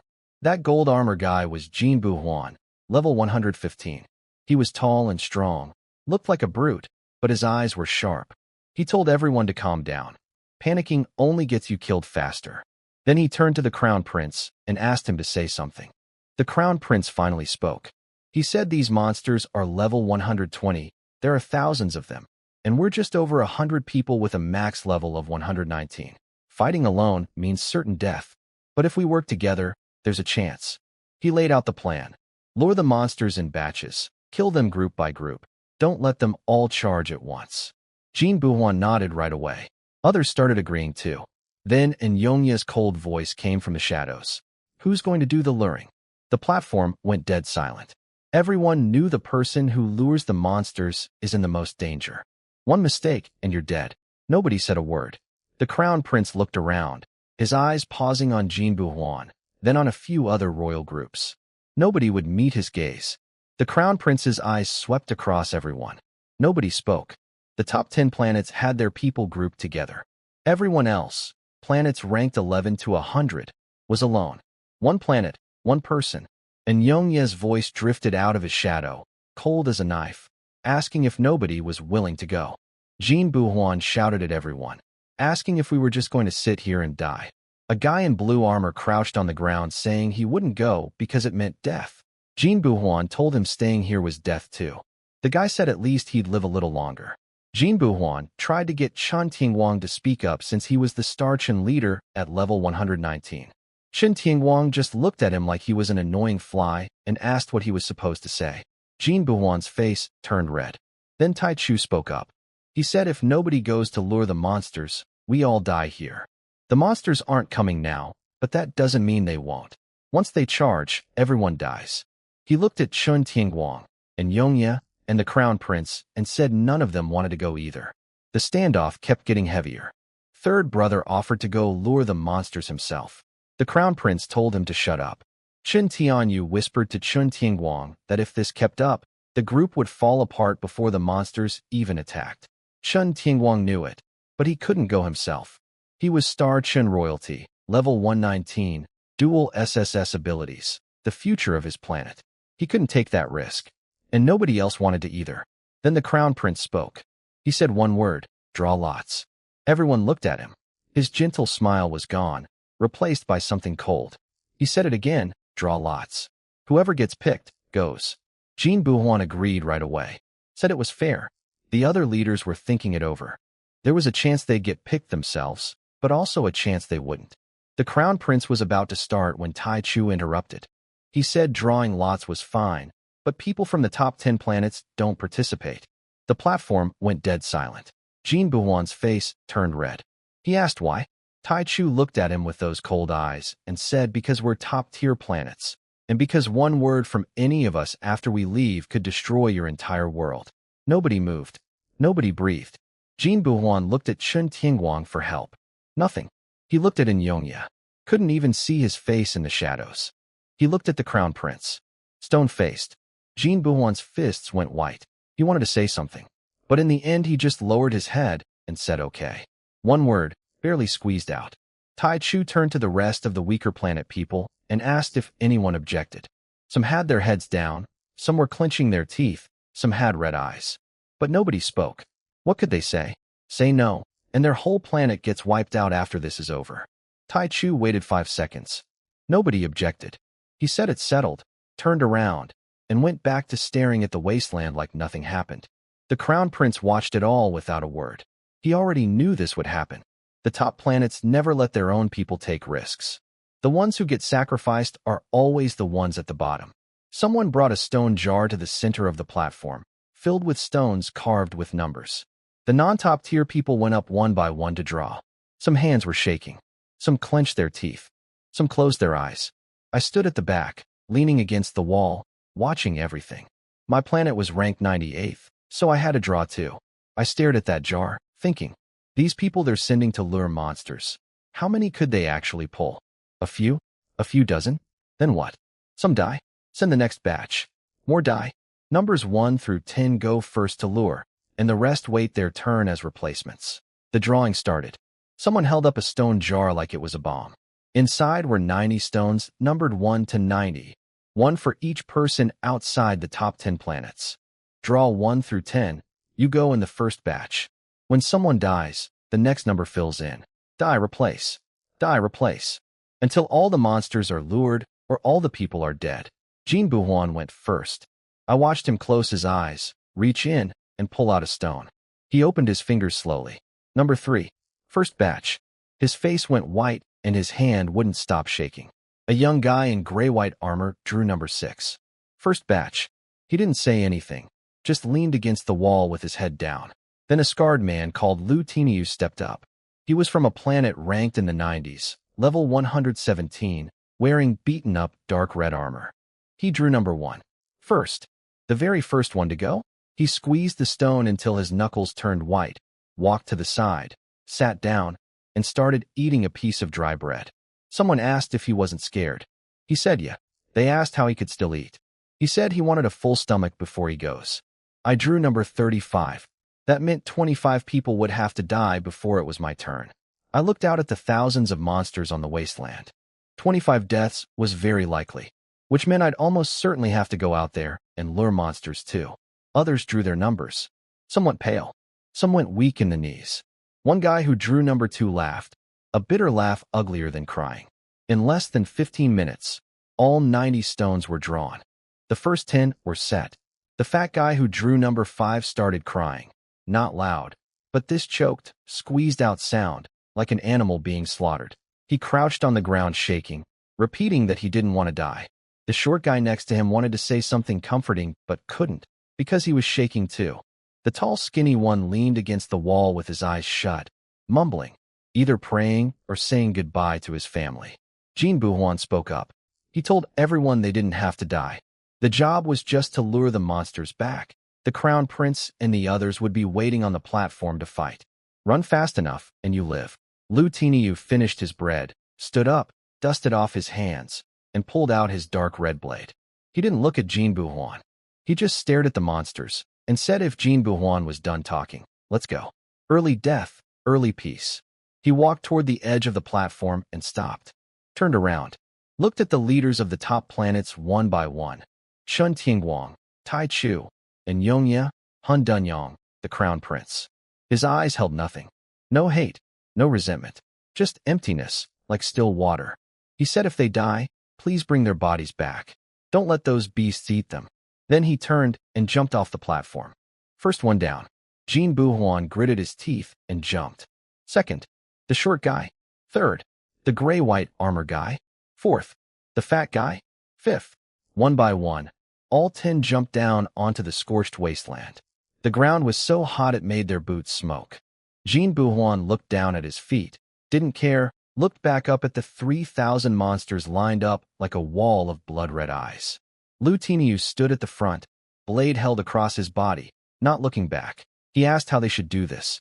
Jin Buhuan walked up beside him and said to throw a rock at one first and see how they react. Jin Buhuan threw a rock at the closest dark-scale demon lizard. It hit its head with a thud. The thing froze, turned its blood-red eyes toward him, and let out a screech like nails on glass. Then a whole row moved. Not one or two. Over a dozen charged at once, running on all fours, black scales gleaming, fangs dripping slime. Lu Tiniu shouted to run and took off first. Jin Buhuan was right behind him, heart pounding. The short guy ran third, kept looking back even though Jin Buhuan yelled at him not to. One of the lizards opened its mouth and a beam of purple light shot out like a laser. The short guy dove to the ground just in time. The blast hit the dirt and blew a crater open. Jin Buhuan yanked him up and they kept running. 50 meters behind them. 40, 30. I could hear the monsters breathing from up on the platform, heavy like bellows. Then another purple beam fired. This one hit the fat guy in the back. He flew forward, slid across the ground, his armor shattered, flesh torn open to the bone. He screamed, then reached out his hand toward the others begging for help. Jin Buhuan stopped and wanted to go back. Lu Tiniu grabbed his arm like a steel clamp and told him the fat guy was already dead. They kept running. Behind them, the biggest lizard bit down on the fat guy's leg. I heard the bone snap. Then silence. Jin Buhuan ran with tears streaming off his face. 80 meters to the platform. 60. 40. He could see the crown prince standing at the edge with his hands behind his back, that gentle smile back on his face. All the top planet leaders were standing there looking down, like watching a show. Jin Buhuan screamed up at them that the monsters were coming. Nobody answered, but they got ready. Shun Tingguang drew a glowing silver sword. Tai Chu pulled out a small mirror swirling with energy, and Yongye melted into his shadow. Hun Dunyong raised both hands and formed a ball of red-black light above his head like a small sun. Third brother raised his axe. Fourth brother gripped his thin sword. Fifth sister drew her blade. Jin Buhuan reached the platform and his legs nearly gave out. He reached up and third brother grabbed his wrist and lifted him up like a chicken. Lu Tiniu jumped up on his own, 3 meters straight up, landed clean. The gray-white armor guy lost his shoes running and climbed up with bloody feet. The short guy made it with a broken arm, white bone poking through his skin, blood dripping on the stone tiles. He didn't scream, just crouched there shaking. 2 didn't make it. The fat guy was already gone, and a young man in gray armor, barely past 20, still had fuzz on his lip. He was crying, reaching toward the platform, begging someone to save him. A purple blast hit him in the back, and he flew through the air like a broken kite. He didn't move after he landed. The dozen lizards reached the base of the platform. Shun Tingguang told everyone to attack. Over 100 people against a dozen monsters, 8 or 9 per lizard. Make it fast. His silver sword flashed, and the lead lizard's head flew clean off, black blood spraying 3 meters high. Third brother jumped down and smashed one skull with his axe. Fourth brother stabbed one through the eye, his blade coming out the back of its head. Fifth sister cut one's front legs off, then drove her sword through its throat. Everyone who hadn't gone to lure jumped down and swarmed the monsters. All dozen were dead in under 5 minutes. The platform went quiet. Jin Buhuan lay at the edge gasping. The short guy sat holding his broken arm, tears running silently. The gray-white armor guy sat staring at his bloody bare feet, picking at dirt in the stone cracks. Lu Tiniu stood at the edge, pulling his blade out and putting it back, over and over. Nobody talked. The crown prince walked back to the center, glanced at the survivors, and said 3 words. Good luring work. Light as air. Jin Buhuan looked up at him. The crown prince didn't look back. He turned to the others and said 2 people died. So numbers 11 and 12 need to step forward and join the luring group for the next round. The platform went silent. Numbers 11 and 12 stepped forward after about 10 seconds. A skinny guy in a gray robe and a big man in green armor, both shaking, faces drained of color. Jin Buhuan sat there with his head in his hands, thinking about his family. He was number 3. No way out. I leaned against the wall at the back, watching everything. No expression on my face. I was calculating. Number 35. 25 people had to die before my turn. At the rate of 2 deaths per round, that would come fast. I looked at the wasteland. Over 3,000 monsters, just over 100 of us. Even if 25 people die luring, how many monsters would that clear? 300? 500? Not nearly enough. But I didn't move. It wasn't time yet. Over on the east side, Chen Tianyu asked his brother if they should help with the luring since people were dying too fast. Chen Tianguang just gave him a look that shut him up. On the south side, Tai Su asked Tai Chu what happens when all the lures die. Tai Chu said they won't all die. The stronger ones will survive and keep luring. Cold as ice. Third brother asked the crown prince if they were really just going to watch these people die. The crown prince asked if he wanted to go lure instead. Third brother gripped his axe handle until his knuckles went white. He wanted to say yes, but he couldn't, because he was scared too. The crown prince told him if he didn't want to go, shut up. Fourth brother noticed me again. He told the crown prince I was too calm. Everyone else was terrified, but I had my eyes closed like I was watching a show that had nothing to do with me. The crown prince said maybe I had a hidden card. Fourth brother kept watching me. Rest time ended. The second batch lined up at the edge. Jin Buhuan, Lu Tiniu, the gray-white armor guy, the tall skinny one, and the short guy with the broken arm all stood up. Jin Buhuan told the short guy to sit this one out. The short guy shook his head and said they wouldn't let him stop unless he was dead. His arm was broken, not his legs. He smiled bitterly and said he could still run. The new 11 and 12 joined them. 10 people jumped down. They walked toward the monsters in silence. At 100 meters out, Jin Buhuan and Lu Tiniu each threw a rock at a lizard's head. This time, dozens of monsters charged. Not a dozen like before. Dozens. Jin Buhuan looked back, and his legs nearly gave out. Lu Tiniu ran at the front with his blade clenched between his teeth. The gray-white armor guy ran barefoot on scorched ground, feet covered in blood. The short guy ran with his broken arm swinging, face white with pain. They all ran. A purple beam hit number 10 in the back. He flew through the air and crashed down. 3 lizards surrounded him. Jin Buhuan didn't look back after that. The crown prince counted 43 monsters charging toward the platform. He told everyone, over 100 people against 43, 2 or 3 per monster, finish them fast. The survivors scrambled onto the platform. Lu Tiniu jumped up on his own. Jin Buhuan needed third brother to pull him up again.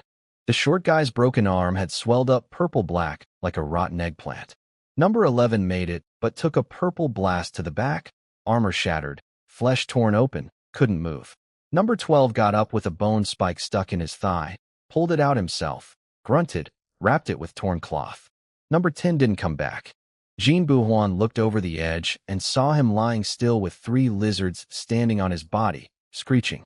Then the crown prince jumped down first and cut a lizard's head off. Everyone followed. Third brother smashed skulls with his axe. Fourth brother stabbed through eyes. Fifth sister cut legs off. Chen Tianguang's silver sword dropped 3 in a row. Tai Chu's mirror blasted a hole through one's chest. And Yongye slipped out of shadow and slit a throat. Han Duanyang's energy ball exploded into a whole group. Over 100 people swarmed 43 monsters. 15 minutes, all dead. Quiet again. One more person gone. Jin Buhuan lay at the edge staring at the bodies, eyes red. He knew he'd probably die the same way on some future round. Round after round of luring. The smell of blood on the platform got thicker, monster blood and human blood mixed together. Jin Buhuan was still alive, barely. His left shoulder had a chunk of flesh torn off, white bone showing through blood-soaked bandages. He'd been counting. 17 rounds done. 26 people dead. Lu Tiniu, Number 1 died on the 6th round. He got hit by a purple beam in the back, but didn't fall. He turned around, took the blade out of his mouth, and yelled at everyone to run. Jin Buhuan tried to grab him. Tiniu shoved him away and charged into the lizard pack. His blade flashed 3 times, killed one. Then they swarmed him.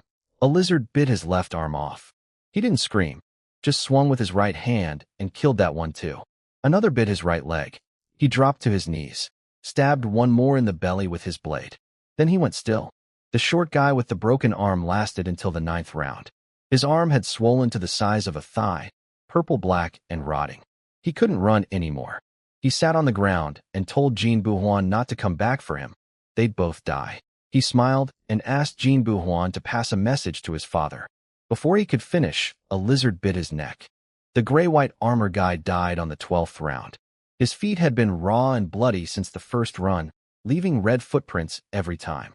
A purple beam broke his shin. He crawled forward on the ground for 10 meters before a second beam hit him. The skinny tall guy died on the 16th round. Every time before jumping down, he'd whisper his family's names, his father, mother, wife, daughter. He'd finish the list, then jump. On the 16th round, he looked back at Jin Buhuan one last time before jumping. A look somewhere between goodbye and regret. He never came back. 26 dead. Less than 600 monsters cleared. Over 2,400 still left. At this pace, everyone would die before the monsters ran out. Jin Buhuan looked at the top planet leaders. Chen Tianguang sat with his sword, eyes closed like he was napping. Tai Chu stared at the wasteland with no expression, and Yongya hid in shadow. Hun Dunyang squatted drawing circles on the ground. The crown prince stood at the front in his dark gold robe, hands behind his back, still wearing that gentle smile like it was carved on. None of them were worried. Of course not. It wasn't their people dying. Then the crown prince spoke. 17th round lost 2 more. Numbers 35 and 36, step forward. I opened my eyes, looked at the crown prince. Didn't say anything. He said I was number 35. I didn't move. Everyone stared at me. Jin Buhuan was watching me closely. He'd been noticing me the whole time. How I'd stayed leaning against the wall from the very beginning, completely calm while everyone else was terrified. He knew my cover identity. Qi Yunxiao, Crown Prince of Tianyuan Star, rank 98, level 118, dual SSS abilities. But even knowing all that, he couldn't understand why I was this calm. He said later it was like I was waiting for a bus. The Crown Prince asked again if I heard him. I finally moved, dropped my arms, straightened up, and walked forward. Steady pace, not fast, not slow. Walked through the crowd and stopped in front of the Crown Prince. We looked at each other. He said I was batch 18, number 35. Asked if there was a problem. I said 2 words, no problem. Light as air. Jin Buhuan stood nearby watching my face. Still no expression. No fear, no panic, no hurry. Nothing. He remembered when his own number was first called. His legs nearly buckled. But I stood there like I was waiting in line for something ordinary. The Crown Prince called for batch 18 to assemble. 10 of us lined up at the edge of the platform. He asked if we were ready. Nobody answered. He waited 5 seconds, then said since nobody answered, we begin. 10 of us stood at the edge of the platform. Jin Buhuan was staring at me. Not scared, just curious. He couldn't figure out why I looked like I was going to a market instead of going to die. One by one, they jumped down. I went last. My black clothes flapped in the wind as I walked forward without looking back. At about 200 meters from the lizards, everyone stopped. The skinny guy in the gray robe was shaking so bad, he almost dropped his rock. The big man in green armor kept swallowing so loud it sounded like a drum. 9 people were trembling. I wasn't. The gray robe guy finally asked me if I wasn't scared. I didn't turn around. I asked what there was to be scared of. He said dying. I was quiet for a second, then told him I wouldn't die. He froze. He didn't know where my confidence came from, but his hands stopped shaking as much after that. The green armor guy asked how we were going to fight. I told them all I'd lure the monsters myself. They could start running now. He stared at me and asked if I was going to do it alone. I said yeah. He said there could be dozens of those things. I told them if they didn't run now, they wouldn't get the chance. He'd lived over 40 years and never seen anyone this bold. One person luring dozens of level 120 monsters. That's not luring, that's suicide. But he didn't try to stop me. What could a guy like him say to a crown prince with level 118 and dual SSS abilities? All 9 of them backed up about 20 meters behind me and stopped. The gray robe guy tried to go even further back, but the green armor guy snapped at him. Too far, and they wouldn't even draw any aggro, which defeats the whole purpose. They crouched there like startled quails, hoping I'd come back alive. Because if I lived, they lived. I stood alone at the front, staring at those blood-red eyes. 18 rounds had only cleared less than 600. Over 2,000 left. But I knew there was more than just lizards out there. Deep in the wasteland, something bigger, darker, and quieter was lying still. It looked like a rock, but it wasn't. It was something much bigger, either sleeping or pretending to sleep. My eyes were better than anyone else's here. I noted it and looked away. I raised my right hand with a stone in my palm. The guy surnamed Wang shouted from behind me not to throw too far. Lure, just a few. I smiled and ignored him. I threw the stone. Not at the front row. I threw it past all of them, deep into the wasteland, far behind the lizard lines. It hit the ground with a clear thud. The wasteland went silent for a heartbeat. Then over 400 lizards turned their heads toward the sound at once. The front row screeched, splitting the sky with that awful noise. Then they charged. Not a dozen. Hundreds. The gray robe guy's face went white. He stammered, asking how many there were. Nobody answered. The green armor guy's legs buckled. Wang cursed, said I threw too far. The young guy surnamed Zhang's lips were shaking. He whispered one word, run. Hundreds of lizards charged. The ground shook like 10,000 horses stampeding. Those blood-red eyes got closer and closer like hundreds of ghost fires. Behind me, the gray robe guy collapsed on the ground, screaming to run. The green armor guy took off so fast he lost a shoe. All 9 of them ran. I didn't move. I stood there watching them come. My clothes flapped in the wind, but my body was still. Like watching ants move house. On the platform, everyone was staring at me. The crown prince's eyes narrowed. Third brother counted and said at least 400. He cursed and said I was crazy, that I was going to get them all killed. Chun Tingwang opened his eyes and counted 430. Fifth sister gripped her sword with sweaty palms. They were all asking the same question. What was I doing? 40 meters. 30. 20. I still didn't move. The gray robe guy glanced back and figured I'd frozen up from fear. At 20 meters, the biggest lizard opened its mouth. Purple light gathered in its throat. Then over a dozen behind it did the same thing. They'd learned from the previous rounds. Instead of aiming at my back, they covered every escape route at once. All of them fired. The purple beams hit the ground around me and exploded. A crater several meters wide blew open, dirt and rocks flying everywhere. The gray robe guy looked back and figured I was dead. Over a dozen level 120 lizards firing together. Even a level 118 genius should be vaporized. But I wasn't dead. I'd planned this. The blast launched me into the air like a kicked rock. I flew in an arc over the heads of all 9 teammates, hundreds of meters through the air, and slammed into the ground near the platform edge. Bounced once, rolled twice, hit a stone ridge, and stopped. Everyone thought I was finished. Then I sat up, casually, like getting out of bed, patted the dust off my clothes. Face wasn't red, wasn't out of breath, not a single wound. My outer clothes had a few burn holes, but the inner armor underneath didn't have a single mark.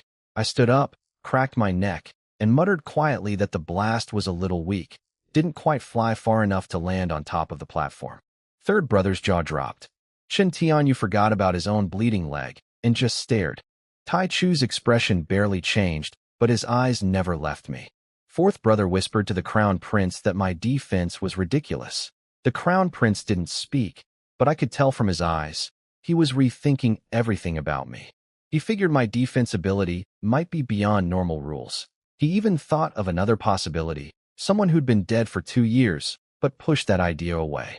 Impossible, he told himself. I jumped 3 meters straight up onto the platform without breaking a sweat. Because I'd drawn all the aggro, those 9 behind me made it back safe. Every single one alive. The gray robe guy was gasping on the platform, white as paper. The green armor guy was wheezing like a bellows. But nobody died this round.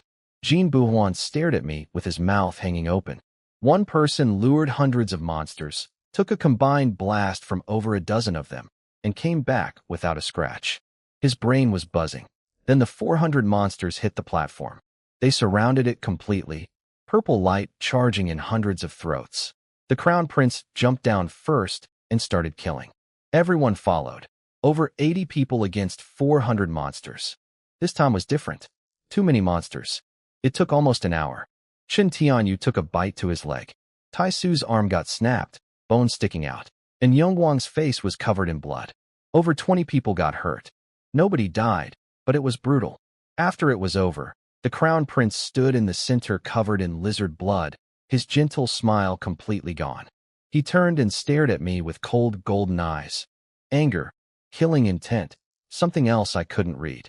He asked why I lured so many. I looked at him, waited 3 seconds. I said I didn't control my strength well. Flat voice, like talking about the weather. Dead silence. Everyone stared at me like I was insane. Jin Buwan's mouth hung open again. Chen Tianguang studied me like I was some kind of monster. The Crown Prince's eyes flashed with killing intent, but he pushed it down. Later, the top planet leaders huddled together. Chen Tianguang said I couldn't be allowed to live. Third brother asked who'd lure monsters if they killed me. Chen Tianguang told him nobody else here could lure that many and survive. So I was useful for now. He didn't finish his sentence, but everyone understood. Once the monsters were cleared, that's when they'd come for me. The top planet leaders decided I should go alone next time. Chen Tianguang said I had the strength and bringing others would just risk more lives. Tai Chu said to tell me not to lure too many. Another 400 could get people killed. They sent the Crown Prince to talk to me. He walked over and told me I'd go alone next round. Just a few dozen at a time. I said okay, I'd be careful. He smiled his warm smile, thanked me on behalf of everyone, and walked away. Behind my back, they were all talking. Tai Chu muttered that no matter how strong someone from a low-ranked planet is, they still serve the top planets. And Yongye said rules are rules. Fourth brother asked third brother if he didn't find it strange. My defense was beyond anything that made sense. Third brother guessed maybe I had a super rule defense ability. Fourth brother didn't buy it. A planet ranked in the 90s producing that kind of talent? Impossible. But he kept quiet. Staying alive came first. Fifth sister was watching me too. She noticed something that bothered her. When the Crown Prince told me to go alone, I didn't flinch. Didn't even blink. Like he'd said, go eat dinner. Instead of, go face 2,000 monsters by yourself. It reminded her of someone. Someone who'd been dead for 2 years. The one who soloed a level 20 rift to pure color. The one who escaped 10 level 190 attackers twice. The one who cleared the realm of creation. That person was this calm. This abnormal. This inhuman. She gripped her sword tighter. No, that person was dead. Elder Sheng Xian verified the body himself. The verification stone confirmed it. Dead is dead. She forced the thought down. The Crown Prince called my name. I opened my eyes, stood up, and walked to the edge of the platform. Alone. No one else. I looked down at the scorched wasteland. Over 2,000 lizards staring up at me with blood-red eyes like they were looking at a dead man. I jumped down, walked forward. Steady pace, like a stroll. 100 meters. 80. 60. 50. I stopped. The biggest lizard opened its mouth. Purple light gathered. A whole row behind it did the same. Purple glow connecting like a river of stars. I smiled slightly, crouched down, picked up a stone, stood up, aimed, and threw. Not at the front row. I threw it as far as I could, way past every single lizard, deep into the back of the wasteland. The stone hit the ground with a soft thud. In that dead silence, it sounded like a bomb. Every single lizard turned its head. Over 2,000 of them. Then the biggest one turned back to me, eyes full of rage. It opened its mouth and screeched. Every lizard stood up at once. Every mouth opened. Every throat screamed together. A sound like a tsunami, like mountains collapsing. On the platform, Jin Buwan's ears went deaf from the noise. He looked out, and his eyes went wide. All of them. Not dozens. Not hundreds. All 2,000 charged at once. The ground didn't just shake. It convulsed, like an earthquake, like something was trying to claw its way out from below. The stone platform itself was rocking. Dust jumped from the cracks between the tiles. The Crown Prince's face went white. Not nervous white. Bone deep, genuine terror white. He'd lived almost 40 years and seen everything. But 2,000 level 120 monsters charging at the same time was something new. He screamed for everyone to prepare for battle, his voice like thunder. Third brother said there were too many. The crown prince told him to shut up and focus. There was no way out now. Fourth brother gripped his thin sword, but his hand was shaking and he couldn't stop it. Fifth sister drew her blade. Her hand was steady, but her eyelashes trembled. Chen Tianguang's face went iron gray. He squeezed out 4 words through his teeth. That maniac. His brother begged him to retreat. Chen Tianguang asked where exactly they'd retreat to. There was nowhere to go. Even Tai Chu, cold, emotionless Tai Chu, finally had something new in those icy eyes. Fear. 2,000 monsters charged at once. The ground shook like an earthquake. The sky turned purple from all the light gathering in their throats. I stood right there and didn't run. Hundreds of them fired at the same time, purple beams sealing off every direction. The explosion blew a crater dozens of meters wide. I got launched like a cannonball, flew over the entire platform, and slammed into the mountain wall behind it. The impact cracked the rock like a spiderweb and buried me under rubble. Everyone thought I was dead for sure this time. Then I pushed my hand out of the rocks. Not struggling, just casual, like reaching out of a blanket. I brushed off the stones, sat up, and patted the dust off my head. Same expression as before. Not scared, not shaken, nothing. There was one shallow scratch on my hand, like a paper cut. That was it. Jin Buhuan's brain short-circuited. Chen Tianguang looked at me with real fear in his eyes for the first time and muttered that I couldn't be allowed to live. Tai Chu's hands were shaking, not from the monsters, but from watching me. He was wondering if I was even human. Then the 2,000 lizards hit the platform. The crown prince screamed for everyone to fight. They all jumped down, every single person. It was their only chance. It was a slaughter on both sides. The crown prince cut heads off one after another. Third brother smashed skulls. Fifth sister stabbed through throats. Chen Tianguang's silver sword dropped them 3 at a time. Tai Chu's mirror blasted holes through chests, and Yongye slipped in and out of shadows, slitting throats. Han Dunyang hurled energy balls into the pack, laughing like a madman. But there were too many. Way too many. Shen Tianyu got hit by a purple blast on the platform. His chest armor shattered, flesh burned to the bone. Blood came from his mouth. His eyes closed. He didn't move again. Chen Tianguang held his brother's body and shook with rage. He looked at me sitting against the wall and swore he'd kill me. The gray robe guy died. The green armor guy got his head bitten off. Wang, Zhang, Liu, Zhao, Sun, Li Zhou, every single person from outside the top 10 planets died. All of them. Not one left. Third brother's axe got bitten in half. He picked up a dead man's sword and kept fighting. Fourth brother's thin sword snapped too. He'd been fighting for almost 2 hours and couldn't lift his arms anymore. He asked the crown prince if they'd make it out alive. The crown prince said yes. Fourth brother smiled bitterly and chose to believe him. Fifth sister took a bite to her left arm. Flesh torn open, blood running down. She didn't scream, but her hand shook uncontrollably. Chen Tianguang dragged his bleeding leg and kept fighting, getting slower and slower. Tai Chu's mirror cracked from overuse, and Yongye's shadow was fading, almost spent. Han Duanyang's energy balls shrank from the size of a basin to the size of a fist. 2 hours of fighting. Over 1,000 lizards killed, but over 1,000 still remained. Out of 90+ people, fewer than 30 were alive. Over 20 were wounded. Less than 10 could still fight. Third brother collapsed on his knees, left arm broken, bones sticking out, covered in blood. He looked up at the crown prince with tears in his eyes and said he didn't want to die. The crown prince's nose stung. He crouched down and told him he wouldn't die. Then the crown prince turned to me. I was still leaning against the wall with my arms crossed, watching everything. No expression. He called my name, asked why I wasn't fighting. Said if they all die, I wouldn't survive either. I looked at him and said nothing. Everyone was staring at me. The wounded, the half-dead, all of them. Chen Tianguang dragged his bleeding leg forward and cursed at me, asking if I was even human. I'd lured the monsters, made them fight, and sat there watching. Tai Chu said if I didn't help, they'd all die. His cracked mirror was shaking in his hand.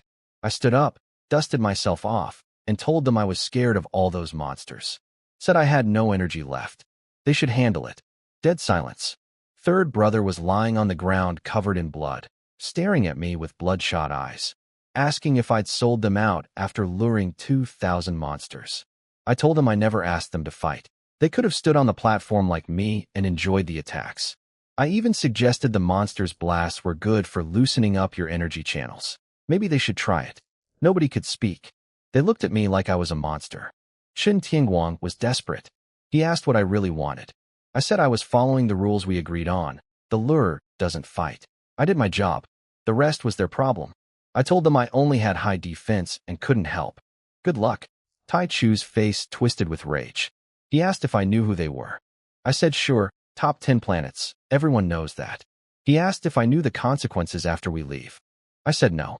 He said my planet would be destroyed. Tai Chu's star could erase Tianyuan's star from the map with one word. I looked at him, told him they couldn't kill me, couldn't destroy Tianyuan's star either, because they weren't getting out of here. Dead silence again. Chen Tianguang asked what I meant. I told him I was originally going to watch them struggle a bit longer, but he'd successfully gotten my attention, so I decided to make my move early. I said it plainly. All of you are going to die here today. Chen Tianguang laughed, not because it was funny, but because he thought I was insane. He asked if I really thought I could fight all of them alone. Then I smiled. Not a polite smile. The kind of smile when you finally don't have to pretend anymore. I asked who told them I was level 118. Everyone froze. The Crown Prince stared at me. He said the Tianyuan Star Prince was level 118. Was I saying I wasn't Shi Yanxiao? He'd been suspicious for a while. The moment I said I wasn't 118, he knew I wasn't who I claimed to be. He asked who I really was. I told him to guess. His brain was spinning. He thought about everything. Someone who survived 10 level 190 attackers. Someone who cleared the realm of creation. Someone who awakened a god-level talent. Someone who'd been dead for 2 years. Impossible. That person died. Elder Sheng Xian verified the body. The death stone confirmed it. But those eyes of mine. Too calm. Too inhuman. Just like that person. He asked again who I was, his voice shaking. I told him he already had the answer. His face went bone white. He stammered that it was impossible, that the person was dead, verified by the elder himself. I said yes. The death stone lit up. But I have more than one body. That corpse was me. But what died wasn't me. Nobody understood. Then the Crown Prince said the name, Su Lin. The platform went completely silent. Chen Tianguang's brain buzzed. Su Lin. The wolf shadow. The one who took hits from 10 level 190s at level 30. The one who cleared the realm of creation. Dead for 2 years. Now alive. He screamed that it was impossible. Tai Chu stared at me with real fear, not afraid of losing a fight, but afraid of me as a person. A dead man appearing in the secret realm, disguised as someone else, luring 2,000 monsters and watching them fight, now saying they'll all die here. If anyone else said that, he wouldn't believe it. But this was Su Lin. Tai Chu asked why I told them who I was. If I'd stayed quiet, they never would have known. I told him it was because they were about to die. Dead people don't talk. Chen Tianguang laughed wildly and said even if I was Su Lin, I couldn't beat all of them alone. He turned to the others, Tai Chu, and Yongye, Han Dunyong, the Crown Prince, and said let's rush him together. He's only one person. The fight started instantly. Everyone who could still move attacked me at once. They figured they'd deal with me first, then handle the remaining monsters. Third brother charged first, swinging his axe at my head with everything he had. I didn't dodge. The axe hit my shoulder. It did 10 billion divine attack damage to me, which was nothing. The impact bounced back at him. His axe chipped, the handle cracked, his hand split open. He flew backward and slammed into the platform edge. Chest armor caved in, coughing blood. Fourth brother stabbed his thin sword straight at my throat. I didn't move. The sword hit my neck and snapped clean in half. He stared at my throat. Not even a mark. Chen Tianguang came from the side with his strongest strike. His silver sword hit my back. Didn't go in a millimeter. The recoil snapped his arm. His sword clattered to the ground. He stood there frozen. Then a dozen more attacks landed on me all at once. Every single attacker flew backward. I didn't have a scratch. They were all scattered across the ground. Broken bones, cracked weapons, bleeding everywhere. I stood in the center without a wrinkle on my clothes. I looked down at them and asked if they had any last words. If not, I'd send them on their way. Third brother begged first, swearing he'd never wronged me. Fourth brother said the ones who killed me were Elder Sheng Xian and the king, not them. I tilted my head and reminded them about their plan to kill me after the monsters were cleared. I told them I have a special talent for hearing people talk badly about me. That shut them up. Chen Tianguang didn't beg. He said 3 words through gritted teeth. Just kill me. I told him he had spine. Tai Chu offered to pretend nothing happened. And Yongya popped out of his shadow with a big smile, calling me brother, offering friendship. Han Dunyang swore on heaven he'd never tell a soul. Everyone was desperately promising, swearing oaths, begging. I looked around at all of them. Over 20 people, some begging, some swearing, some silent. Fifth sister stood at the back, biting her lip, bleeding from her arm, refusing to say a word. I smiled and asked if they were done. They froze. I said, good, time to go? I raised my right hand. Blood-red light spread from my feet across the stone platform. Blood sacrifice. Then the crown prince moved. He pulled something from his robe, a crystal sphere the size of a fist, transparent with golden liquid flowing inside, covered in tiny golden runes. He smashed it on the ground. Golden light poured out and formed a dome-shaped barrier over all of them. The holy light shield. Golden runes swam across its surface like tadpoles. I hit it with blood sacrifice, 23,000 trillion divine attack. The shield didn't even flicker. I punched it with 1% of my total blood as damage, 1,150 trillion divine attack. The runes flashed once and went still. I kept punching for half an hour straight. Nothing. The crown prince explained calmly. The holy light shield was made from the founding king's own blood essence. Its defense equals half the divine blood of a level 199 awakener. It lasts 7 days. He asked if I really thought I could break it. I couldn't. Inside the barrier, their attitudes flipped completely. Han Dunyang laughed and taunted me. Third brother cackled about how I couldn't do anything. Tai Chu looked at me like a beast locked out of its cage and said I'd been careless. I shouldn't have revealed who I was. He was right. I'd been careless. I shouldn't have shown my identity. I should have stayed as Qi Yunxiao. But it was too late. They all knew I was Su Lin. They all knew I was alive. Chen Tianguang was furious at the crown prince. Asked why he didn't use the shield earlier, said his brother would still be alive. The crown prince said he'd suspected I wasn't Qi Yunxiao since the first time I tanked 400 monsters. He'd been waiting for me to reveal myself.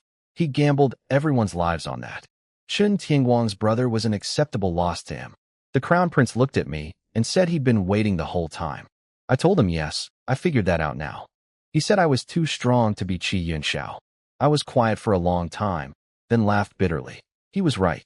I'd been careless. Now they'd leave in 7 days and tell every planet in the star region that Su Lin was alive. Another round of people hunting me down. I unclenched my fists. I couldn't break the shield. Killing them was off the table now. All I could do was clear the remaining monsters and go after whatever reward this secret realm was hiding. I walked to the edge of the platform without a word and jumped down, heading toward the monsters. Inside the barrier, Tai Chu said 7 days and they're out. The whole star region will know Su Lin lives. And Yongya said that's when my death sentence begins. Fifth sister leaned against the barrier watching me walk away. She thought about all the stories. Level 30, surviving 10 level 190 attackers, clearing the realm of creation. 2 years ago it was just someone else's legend. Now that person was alive, standing right in front of her, and had almost killed her. She asked what I was thinking. Nobody could answer. They only knew one thing. In 7 days, when they get out, the entire star region would be set on fire again because of me. I walked across the scorched ground toward the remaining 1,000+ monsters. Steady pace, like an evening stroll. Behind me, 20-some pairs of eyes watched from inside that golden barrier. Third brother couldn't believe it. He asked what I was doing, going to fight 1,000 monsters alone. The crown prince said simply, killing monsters.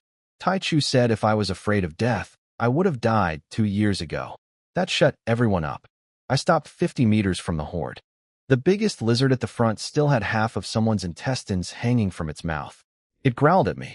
I looked at it, raised my right hand, curled my fingers toward myself, and said one word. Come. They all charged. Over 1,000 of them at once.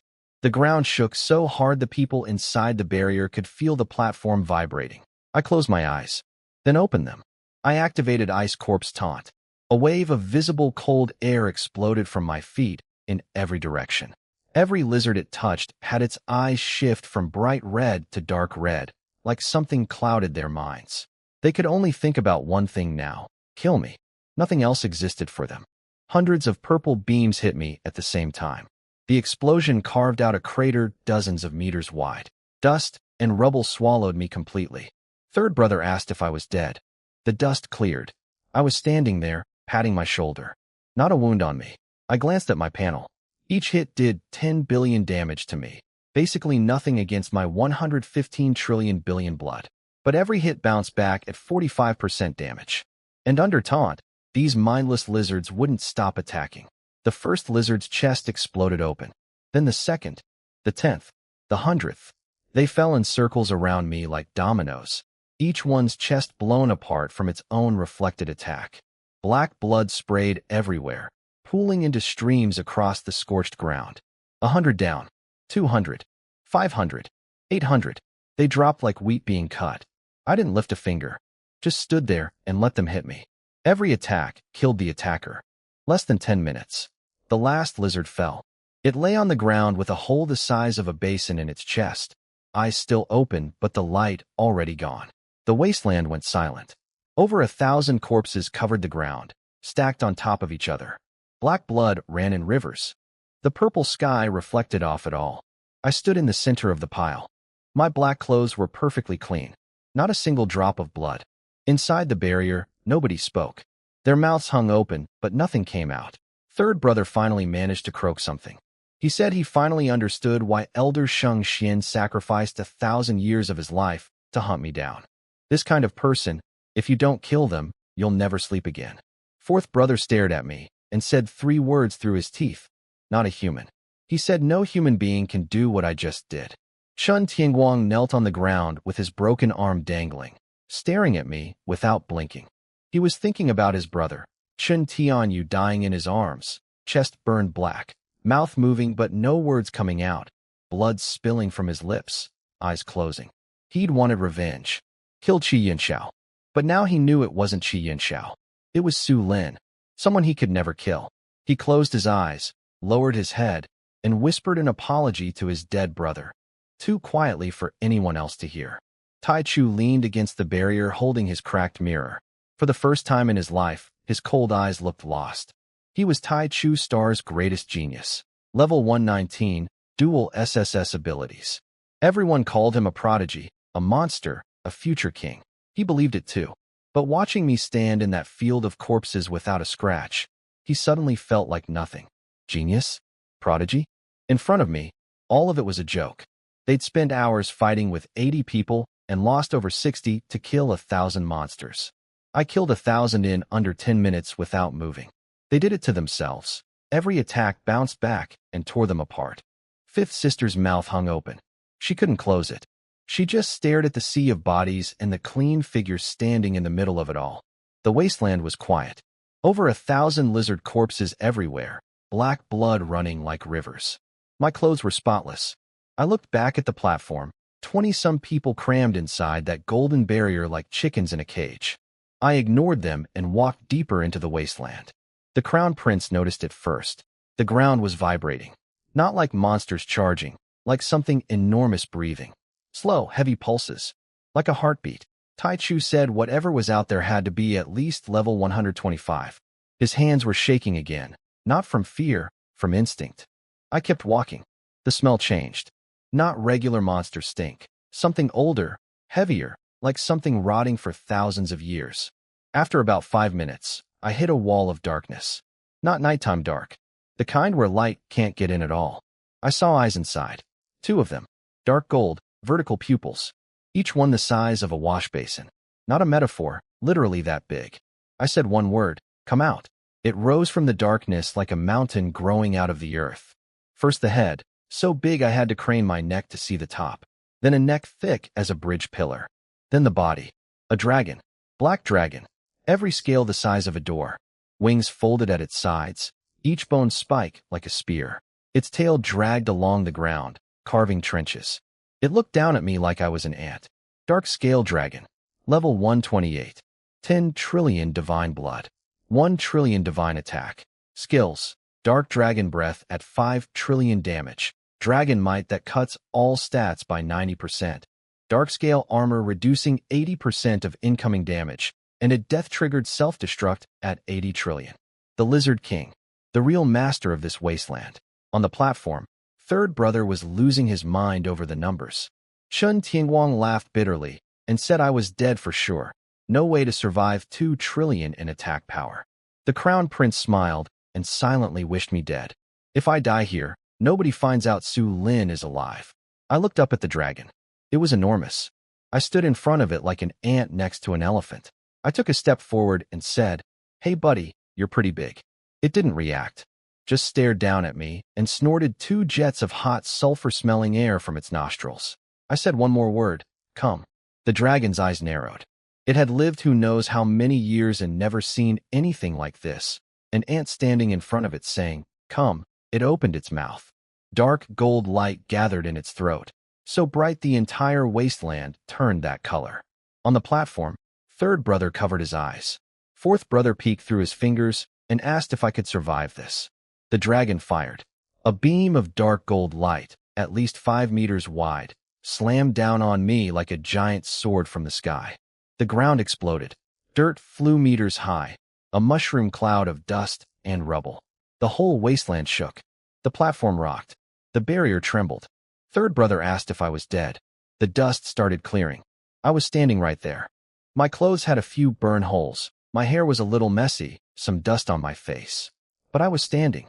Solid. I checked my panel. 2 trillion divine attack damage. Against my blood pool, it was manageable. 1,000 billion reflected back at the dragon. I patted the dust off my shoulder, looked up at the dragon, and asked, "That's it?" Dead silence on the platform. Third brother's mouth was open wide enough to fit a fist. Chen Tingguang kept repeating it was impossible. Tai Chu's fingers went white around his cracked mirror. The crown prince's smile disappeared. He whispered to himself, asking what I even was. The dragon looked down at me, confused. It had lived for ages. One blast of its breath could flatten mountains. It hit me full force, and I didn't even have a scratch. I looked up at it and asked if it was done. It didn't move. I said, "Good. My turn." I raised my right hand. No charging up, no flashy effects. Just a simple slash through empty air. Void rent. 10% of my blood as attack damage. 11,500 trillion divine attack. A thin, silent crack spread from my fingertip toward the dragon's chest. Not an explosion kind of crack. More like a mirror splitting, quiet, clean, precise. The crack touched the dragon's body, and it split in 2. From left shoulder to right hip, a perfectly diagonal line, neat as if drawn with a ruler. Scales, muscle, bone, organs, everything separated into halves. The dragon looked down at itself. For the first time, there was emotion in those dark gold eyes. Not anger, confusion, like it couldn't understand what just happened. Its health dropped from full to 0. 10 trillion divine blood. 1 hit. Gone. On the platform, everyone was stunned silent. Third brother kept stammering about how it was 1 hit. Chen Tianguang forgot about his broken arm. Tai Chu's lips were trembling. The crown prince's smile was long gone. He whispered that this was my real strength. But then the dragon's eyes lit up. Not gold anymore. Blood red, like magma, like hellfire. It was going to explode. World-ending dragon flame, the death trigger skill. 80 trillion divine attack. The dragon's body started glowing from the crack.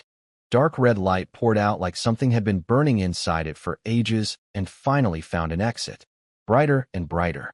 Hotter and hotter. Then it detonated. The sound tore the world apart. Everyone on the platform got slammed flat. Third brother's ears started bleeding. The shockwave ripped up the ground, not just making a crater, but peeling away the entire surface layer for miles.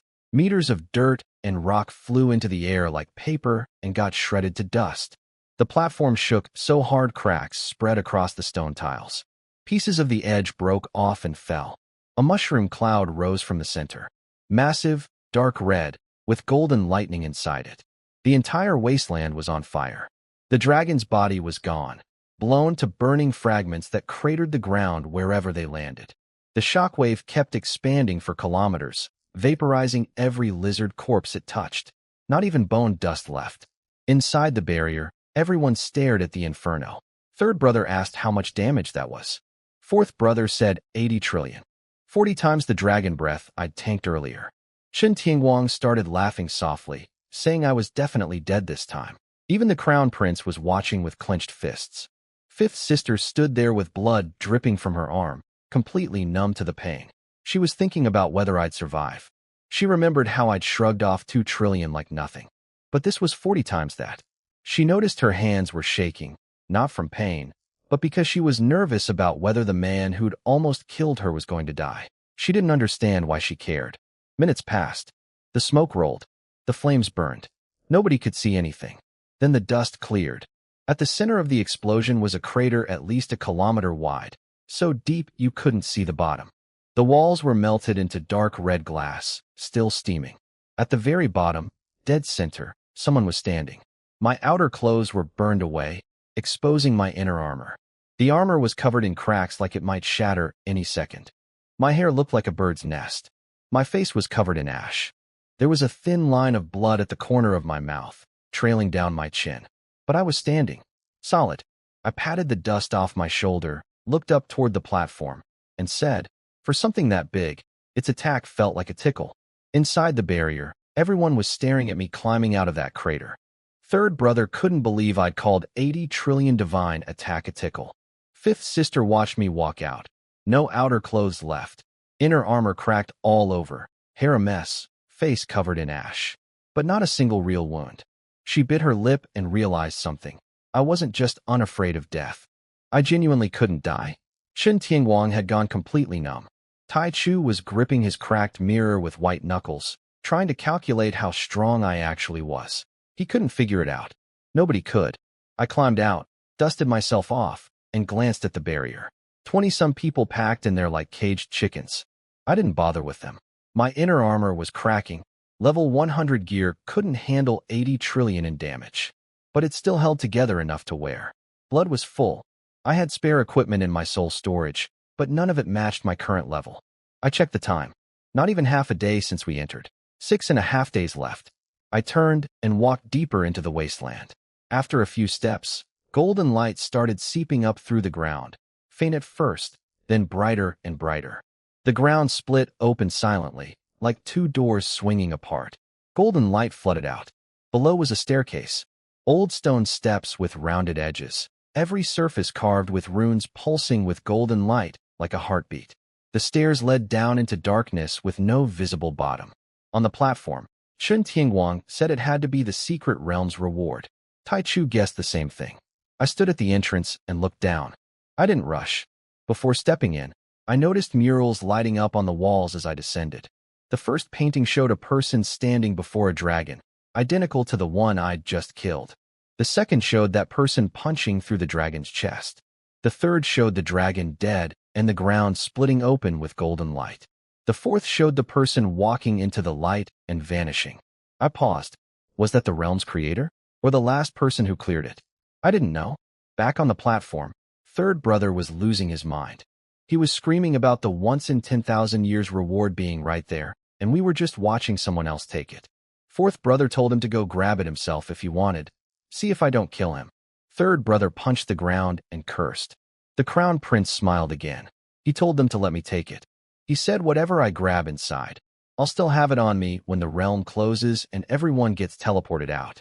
And outside, there'll be people waiting. I won't be able to run. Third brother's eyes lit up. He said once I'm outside, I'm dead. The crown prince said nothing more. I walked down the stairs for at least 10 minutes, counting every step. The walls lit up with murals as I passed. A person killing a dragon, walking into a palace, kneeling before a book, then the book glowing with light, and the person vanishing inside it.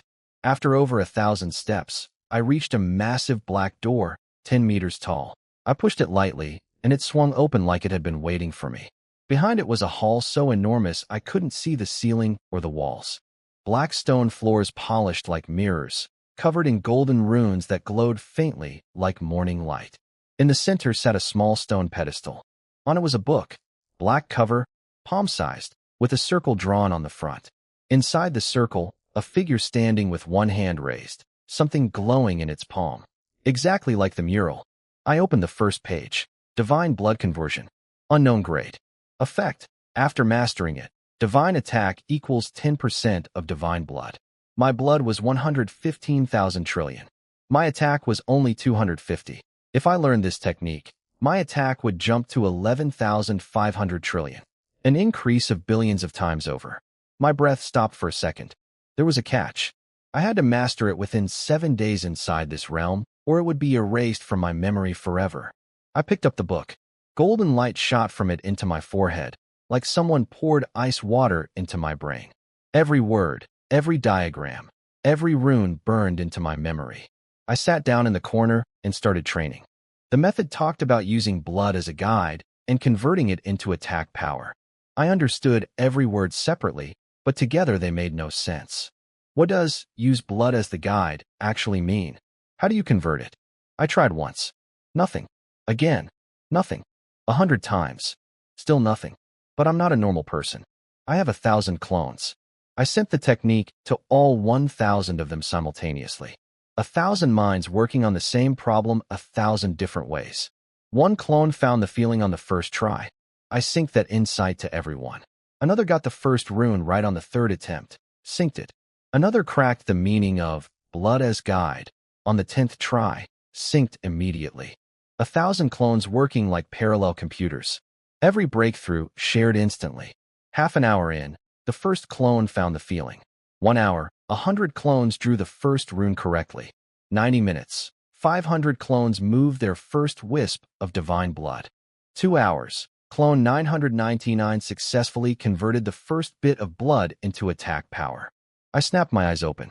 In my palm, a faint blood-red light swirled like mist. My divine blood in attack form. It worked. I kept going. All 1,000 clones running at full speed. Divine blood surging through my body like a flood. Blood-red light seeped from my skin, my bones, every pore, wrapping me in crimson flame.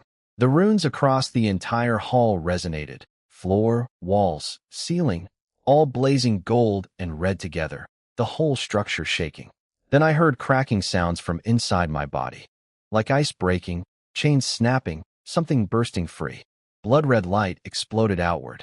The hall trembled for about 10 seconds, then everything went calm. I opened my eyes and checked my panel. Attack, 11,500 trillion divine attack. Not 250. 11,500 trillion. 250 million times stronger than before. I stood up. The book had gone dark. Its purpose was spent. I placed it back on the pedestal and walked out. 18,000 steps back up. I walked at my usual pace, glancing at my new stats the whole way. That dragon had 10 trillion blood. I'd one-shot it before. Now my attack was 115 times its entire health pool. I stepped out into the wind. The wasteland still reeked of blood. Over 1,000 lizard corpses littered the ground. Their black blood dried into crusts. I looked up at the golden barrier on the platform. 20-some people still crammed inside. Third brother spotted me first and shouted that I was out. Everyone turned to look. I was still wearing cracked inner armor, messy hair, ash on my face. But I was smiling. Not a polite smile. The kind of smile when you know you just hit the jackpot. Third brother's heart sank. Fourth brother said I'd obviously gotten the reward. I looked like a fox that stole a chicken. They weren't wrong. I walked across the field of corpses, stopped below the platform, and looked up at the barrier. 20-some pairs of eyes stared back down at me. I stood below the platform looking up at the golden barrier, cracked armor hanging off me, hair a mess, still smiling. They were all staring at me from inside their little cage. I ignored them and started walking around the battlefield, collecting rings from the dead. Every single body, the gray robe guy, the green armor guy, Lieutenant, the short guy, the fat guy, the tall skinny one. I crouched beside Jean Buhuan's body at the edge of the platform, pulled the silver-white ring off his finger, wiped it on my clothes, and tucked it away. 90-some rings total. I checked every corpse, didn't miss one. My soul storage was piling up like a small mountain of loot. Third brother was watching with bulging eyes, asking if I was really looting corpses one by one. Fourth brother confirmed it. I dusted off my hands and stood up. Then a sound came from the sky, deep and heavy, like a bell or thunder. The purple sky cracked open and golden light poured through. The announcement said the reward had been claimed. The realm would close in 1 minute. All survivors would be forcibly teleported back to where they entered. Inside the barrier, they lit up. Third brother shouted it was finally over. Fourth brother said the first thing to do outside was tell every planet Su Lin was alive. Shun Tingguang said to organize a hunt across all top planets. Tai Chu stared at me and said I couldn't run. The Crown Prince smiled again and said I'd never get to use the name Qi Yunxiao again. I looked up at the crack in the sky. Golden light fell on my face. I wasn't worried. I even smiled. I said 1 minute was enough. Third brother asked what I meant. I raised my right hand. Blood-red light gathered in my palm, bright and thick, like burning blood. But I didn't aim it at the barrier. I aimed it at myself. The blast tore a bowl-sized hole straight through my chest. Front to back. Heart shattered, bones broken, blood spraying out. I stood there, looked down at the hole in my chest, then looked up at them. I smiled. I asked them if they really thought I'd give them the chance to spread the word. Third brother's brain short-circuited. Fourth brother's jaw dropped. Shun Tingguang's eyes went wide. Tai Chu's hands shook. The Crown Prince's smile finally disappeared for good. My body fell backward like a wall toppling over. Hit the ground with a thud. Blood pooled underneath me. My eyes were still open. My mouth was still smiling. That smile said one thing. What can you do to me? This body was just a clone. It dies, the secret dies with it. None of them would ever be able to prove Su Lin was alive. No body to examine. No identity to trace. They could shout it all they wanted. Who would believe a group of beaten, terrified survivors claiming a dead man walked out of the shadows? The minute ended. The teleportation light swallowed them, and they vanished from the platform. At the realm entrance outside, the old transmission array flared to life. The Crown Prince stumbled out first, covered in blood, his gentle smile replaced by a haunted look. Then the rest poured out one after another. Shun Tingguang, Tai Chu, and Yongya, Han Dunyang, 20-some people total. Not one standing. All crawling, kneeling, collapsed on the ground. Clothes soaked in blood, wounds still oozing, faces covered in ash. But it wasn't the injuries that were frightening. It was the fear. Bone-deep, uncontrollable fear carved into every face. The Star Region Alliance elder, surnamed Yin, had overseen countless realm openings. He'd never seen anything like this. Over 100 went in. 20-some came out. Less than a day had passed. Someone had claimed the reward in under a day. He asked what happened. Shun Tingguang, kneeling with his broken arm hanging limp, squeezed out 2 words through his teeth. Su Lin. The elder frowned and asked what he meant. Shun Tingguang screamed it. Su Lin, the wolf shadow, the one who died 2 years ago, he's alive. He appeared in the realm. The entrance erupted. Dozens of voices firing questions at once. Impossible. Elder Sheng Xian verified the body. The Death Stone confirmed it. How is he alive? What level is he? What did he do in there? Shun Tingguang raised his hand, and everyone went quiet. He took a deep breath and explained. Su Lin disguised himself as Qi Yunxiao, Crown Prince of Tianyuan Star, and snuck into the realm. The elder asked where the real Qi Yunxiao was. Shun Tingguang said he was probably dead, otherwise Su Lin couldn't have taken his identity. I was already gone by the time they stumbled out of the realm. My clone was dead on the ground back inside. Chest blown open, heart shattered, blood dried. Exactly as I'd planned. But I knew what would happen next. I knew they'd talk. And they did. Shun Tingguang told the whole story. The Star Region Alliance elder, Yin, stood there listening as Shun Tingguang laid it all out, piece by piece. How I lured over 2,000 level 120 lizards alone and wasn't scratched. How over 1,000 monsters attacked me at once and died from their own reflected damage while I stood in the center with clean clothes. How a level 128 dragon appeared with 10 trillion divine blood, and I killed it in one strike. How that dragon self-destructed with 80 trillion divine attack, and I stood at ground zero and survived with nothing but cracked armor and messy hair. Elder Yin's hands started shaking. He'd lived over 10,000 years and never heard of anything like it. Then Shun Tingguang told him about the reward. I'd gone underground for half an hour and came back smiling like I'd won the lottery. The elder guessed it was an ancient divine technique left behind by gods. Whatever it was, it would transform my strength even further, and I was already beyond anything they could comprehend. Then came the part that really hit them. Shun Tingguang said I killed myself. Right in front of everyone. One palm strike through my own chest. Heart destroyed, bones broken, blood everywhere. They watched me fall and die with a smile on my face. The entrance erupted with questions. People asking if I was crazy, if I was really dead, what was the point? Shen Tianguang explained it clearly. I had some method to revive elsewhere. That's how I survived Elder Sheng Xian killing me 2 years ago. I killed myself because if I'd been teleported out with them, the people guarding the entrance might have restrained me or searched my soul.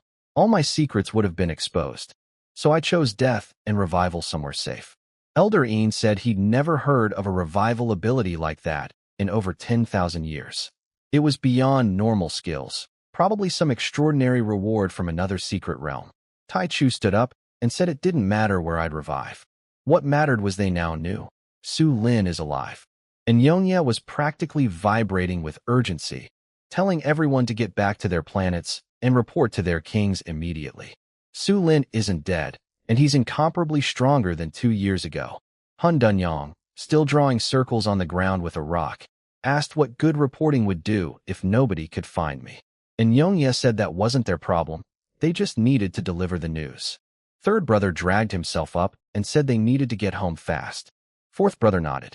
He glanced at fifth sister, who was leaning against the entrance with blood still seeping from her arm, silent, biting her lip. Her eyes held something complicated. 2 years ago, my feats had shocked her from a distance. Now she'd seen my power with her own eyes. It made every so-called genius look like a joke. They all scattered, each group racing to be the first to deliver the news to their rulers. Su Lin is alive, and the entire star region was about to burn again. But none of them knew where I was. None of them could find me. And by the time they spread the word, I'd already be somewhere else entirely, stronger than ever, with a technique that turned my blood into attack power. They were right to be afraid. I opened my eyes in my room at the Holy Light Star Palace. Familiar bed, golden curtains swaying in the breeze. My clone in the secret realm was dead, but I was fine. Time to count my loot. I sat cross-legged on the bed and started going through 90-some space rings, one by one, like a squirrel digging up nuts it buried all winter. The green armor guy's ring, 300,000 divine coins, 2 sets of eternal-grade equipment, 0 divine power pills. Poor. The gray robe guy's ring, 80,000 coins, 12 pills, 3 mythic-grade sets. Even poorer. Then I opened Lutiniyu's ring and froze. Inside were 40 divine power pills, each wrapped in thin cloth and placed neatly in a small wooden box. Next to the box was a letter. The envelope had messy handwriting. Dowry for my sister. Tiniyu had saved every single pill for his sister's wedding dowry. He never used a single one on himself. I went quiet for a moment. Then I gently placed the box back into my soul storage. I kept going through the rest. 2 hours later, everything was counted.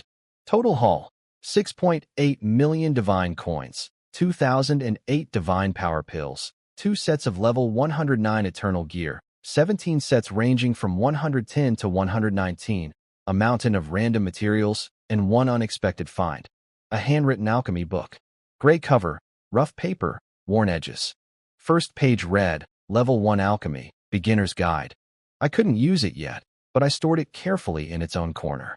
I distributed the pills across my 999 clones, 2 each.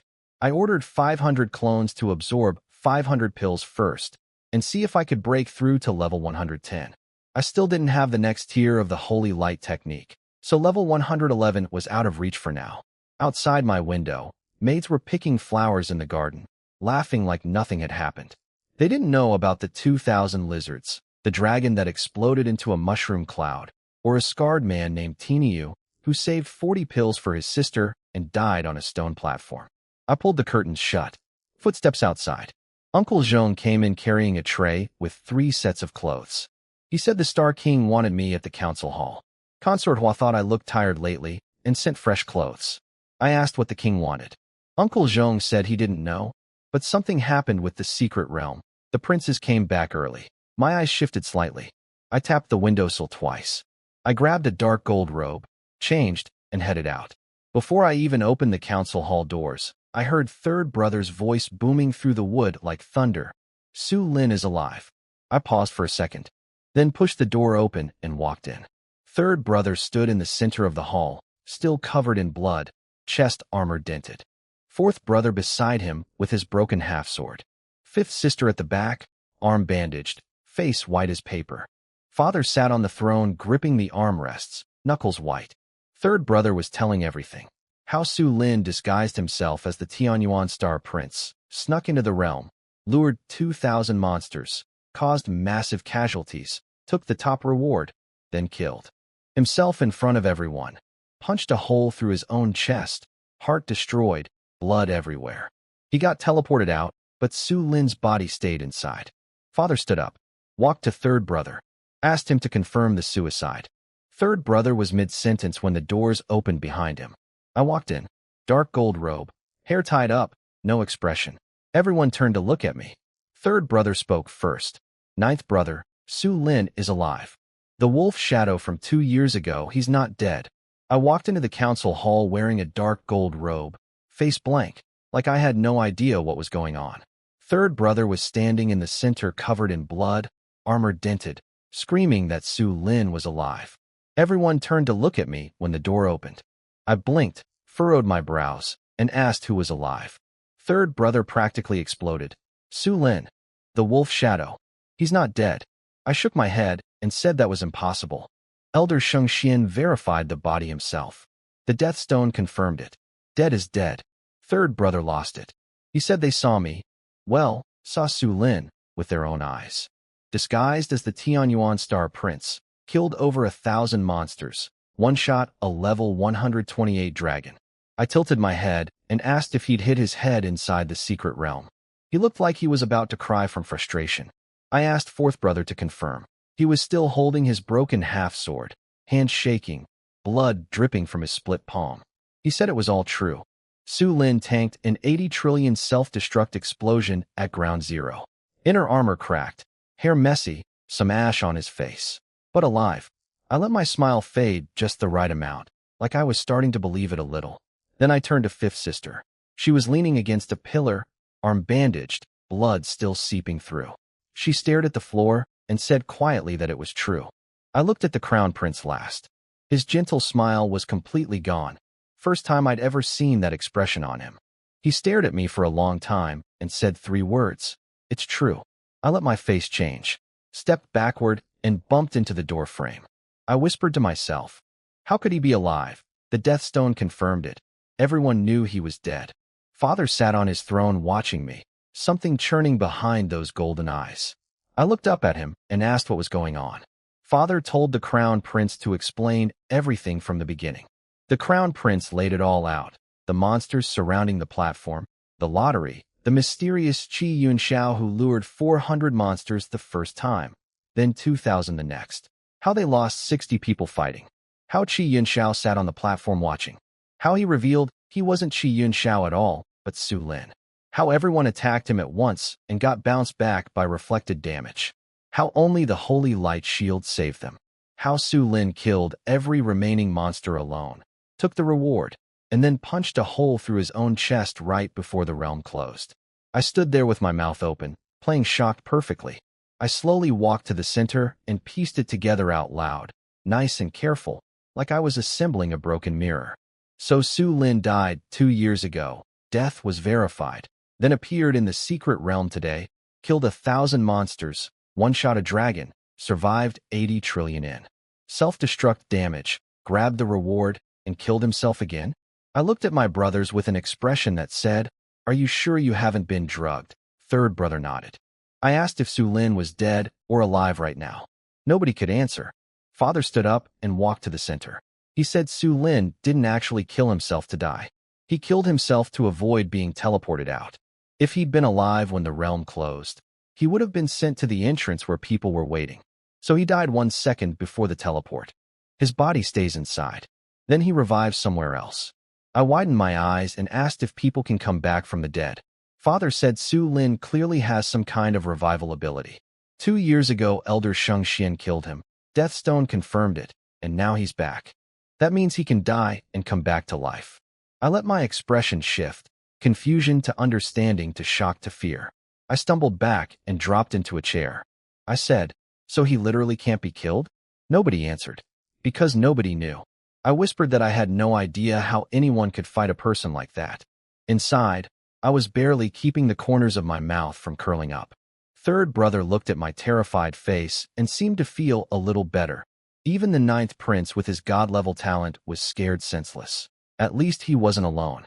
Then third brother mentioned the reward Su Lin took from the realm. Probably an ancient divine technique. Father's brow furrowed deeply. Third brother said he didn't know what it was, but Su Lin came out smiling like a fox that stole a chicken. Had to be something incredible. I sat in my chair and laughed. Not a happy laugh, a numb one. I said 2 years ago Su Lin turned Origin Star into his personal playground. 2 years later, he turned the secret realm into his personal playground. The guy lives pretty freely. Fifth sister suddenly spoke up and asked what I'd said. I repeated it. Third brother paused, then laughed too. A bitter laugh. The hall went silent again. Then Elder Sheng Xian stepped forward. White hair, face dark as a pot bottom. 2 years ago, he'd spent 1,000 years of his lifespan to activate the time reversal mirror, found my weakness, killed Shui Wei, and verified my corpse himself. The death stone lit up. He saw it with his own eyes. Now someone was telling him I wasn't dead. He asked Father something that made the whole hall explode. If Su Lin could disguise himself as the wolf shadow 2 years ago, and Qi Yunxiao now, couldn't he be disguised as someone else right this moment? The hall erupted. People started looking at each other sideways. Some faces went white. Some hands shook. People who'd been standing shoulder to shoulder suddenly shifted a step apart. Third brother's stomach churned. He'd spent hours on the same platform as me, talked to me, and never knew. Now he realized I could be anyone. Anywhere. Maybe even in this room. Father scanned every face in the hall with those golden eyes. Nobody could meet his gaze. Then the fourth elder, Sheng Tianji, spoke up from his corner. An old eagle of a man, over 8,000 years old, who rarely talked but always said the most important thing. He pointed out the pattern. I've always done the same thing, become someone else. My disguises fooled even level 190 awakeners. Only the time reversal mirror had caught me before. Now I'd killed myself and would revive somewhere. The question was, who would I become next? He answered his own question. I'd become someone they know. Some prince, some family genius. I'd mix in like water into water. Invisible. Then he pulled out a stone from his sleeve. Fist-sized, pitch black, with a red light pulsing at its center like a heartbeat. He called it a blood verification stone. 1 drop of blood reveals whether someone carries Holy Light Star bloodline. He explained that every person on Holy Light Star carries a trace of the founding ancestors' blood. I could fake appearance, energy signature, even ability fluctuations. But I couldn't fake bloodline. Bloodline isn't a skill, it's a root. Third brother lit up like a drowning man grabbing a plank. He wanted to test everyone right away. My eyebrow twitched. He was right. I couldn't fake bloodline. If they tested me now, I'd be exposed instantly. Holy Light Star's king's son without Holy Light bloodline? Impossible. I'd be caught on the spot. Fourth brother pointed out they couldn't test 1 billion people one by one. Third brother's excitement deflated. But Elder Tianji said they didn't need to test everyone. Just the people who had access to divine power pills. Royals, nobles, great families, anyone with rank or position, less than 1/10,000th of the population. If I was disguised as royalty collecting monthly pill rations, I'd have to pass the blood test or get nothing. Without pills, my cultivation would crawl. Without cultivation speed, I'd be no threat. Then he went further. This shouldn't be limited to Holy Light Star. Every planet in the star region should implement monthly bloodline checks. I'd killed the royal children of every top 100 planet in the secret realm. They all wanted me dead now. Planets ranked below 100 were vassals dependent on the top planets for pills. Anyone who didn't cooperate would get their supply cut off. The hall buzzed with approval. Father stood and gave 4 orders. Notify all planets about monthly bloodline testing. Start tomorrow on Holy Light Star for all royals and officials. Verification stones distributed only through the royal family. And anyone found without the planet's bloodline gets immediately demoted to slave status. Third brother was grinning ear to ear. He looked at me to see my reaction. I was smiling too, but he thought it looked a little forced. He didn't think much of it, figured I just wasn't the smiling type. Inside, I was running calculations. Blood verification. Monthly testing. Everyone who touches divine power pills gets checked. If I can't pass the test, no pills. Without pills, my 1,000 clones training together only gain 2 divine power points per day from ambient energy. 1 level every 500 days. I tapped my knee twice, but kept my face neutral. I spoke up and praised the 4th elder's plan, said it was excellent. That even if Su Lin had heaven-defying abilities, he wouldn't get a single pill. We'd have plenty of time to find him. Elder Tianji glanced at me, nodded once, and looked away. The meeting ended. I walked out with the crowd, steady pace, blank face, brain spinning. I couldn't pass the blood test. My blood was from Blue Star, not Holy Light Star. I needed to either avoid the test or find a way around it. I went to Consort Hua's palace. The maids were setting dinner. Osmantha's cake, sweet-smelling. She sat across from me with her chin in her hands, smiling. She asked what the meeting was about. I said nothing much, just some trouble with the secret realm. The brothers came back early. She asked if a lot of people died. I nodded. Then she stopped smiling. She reached across the table and gently held my hand.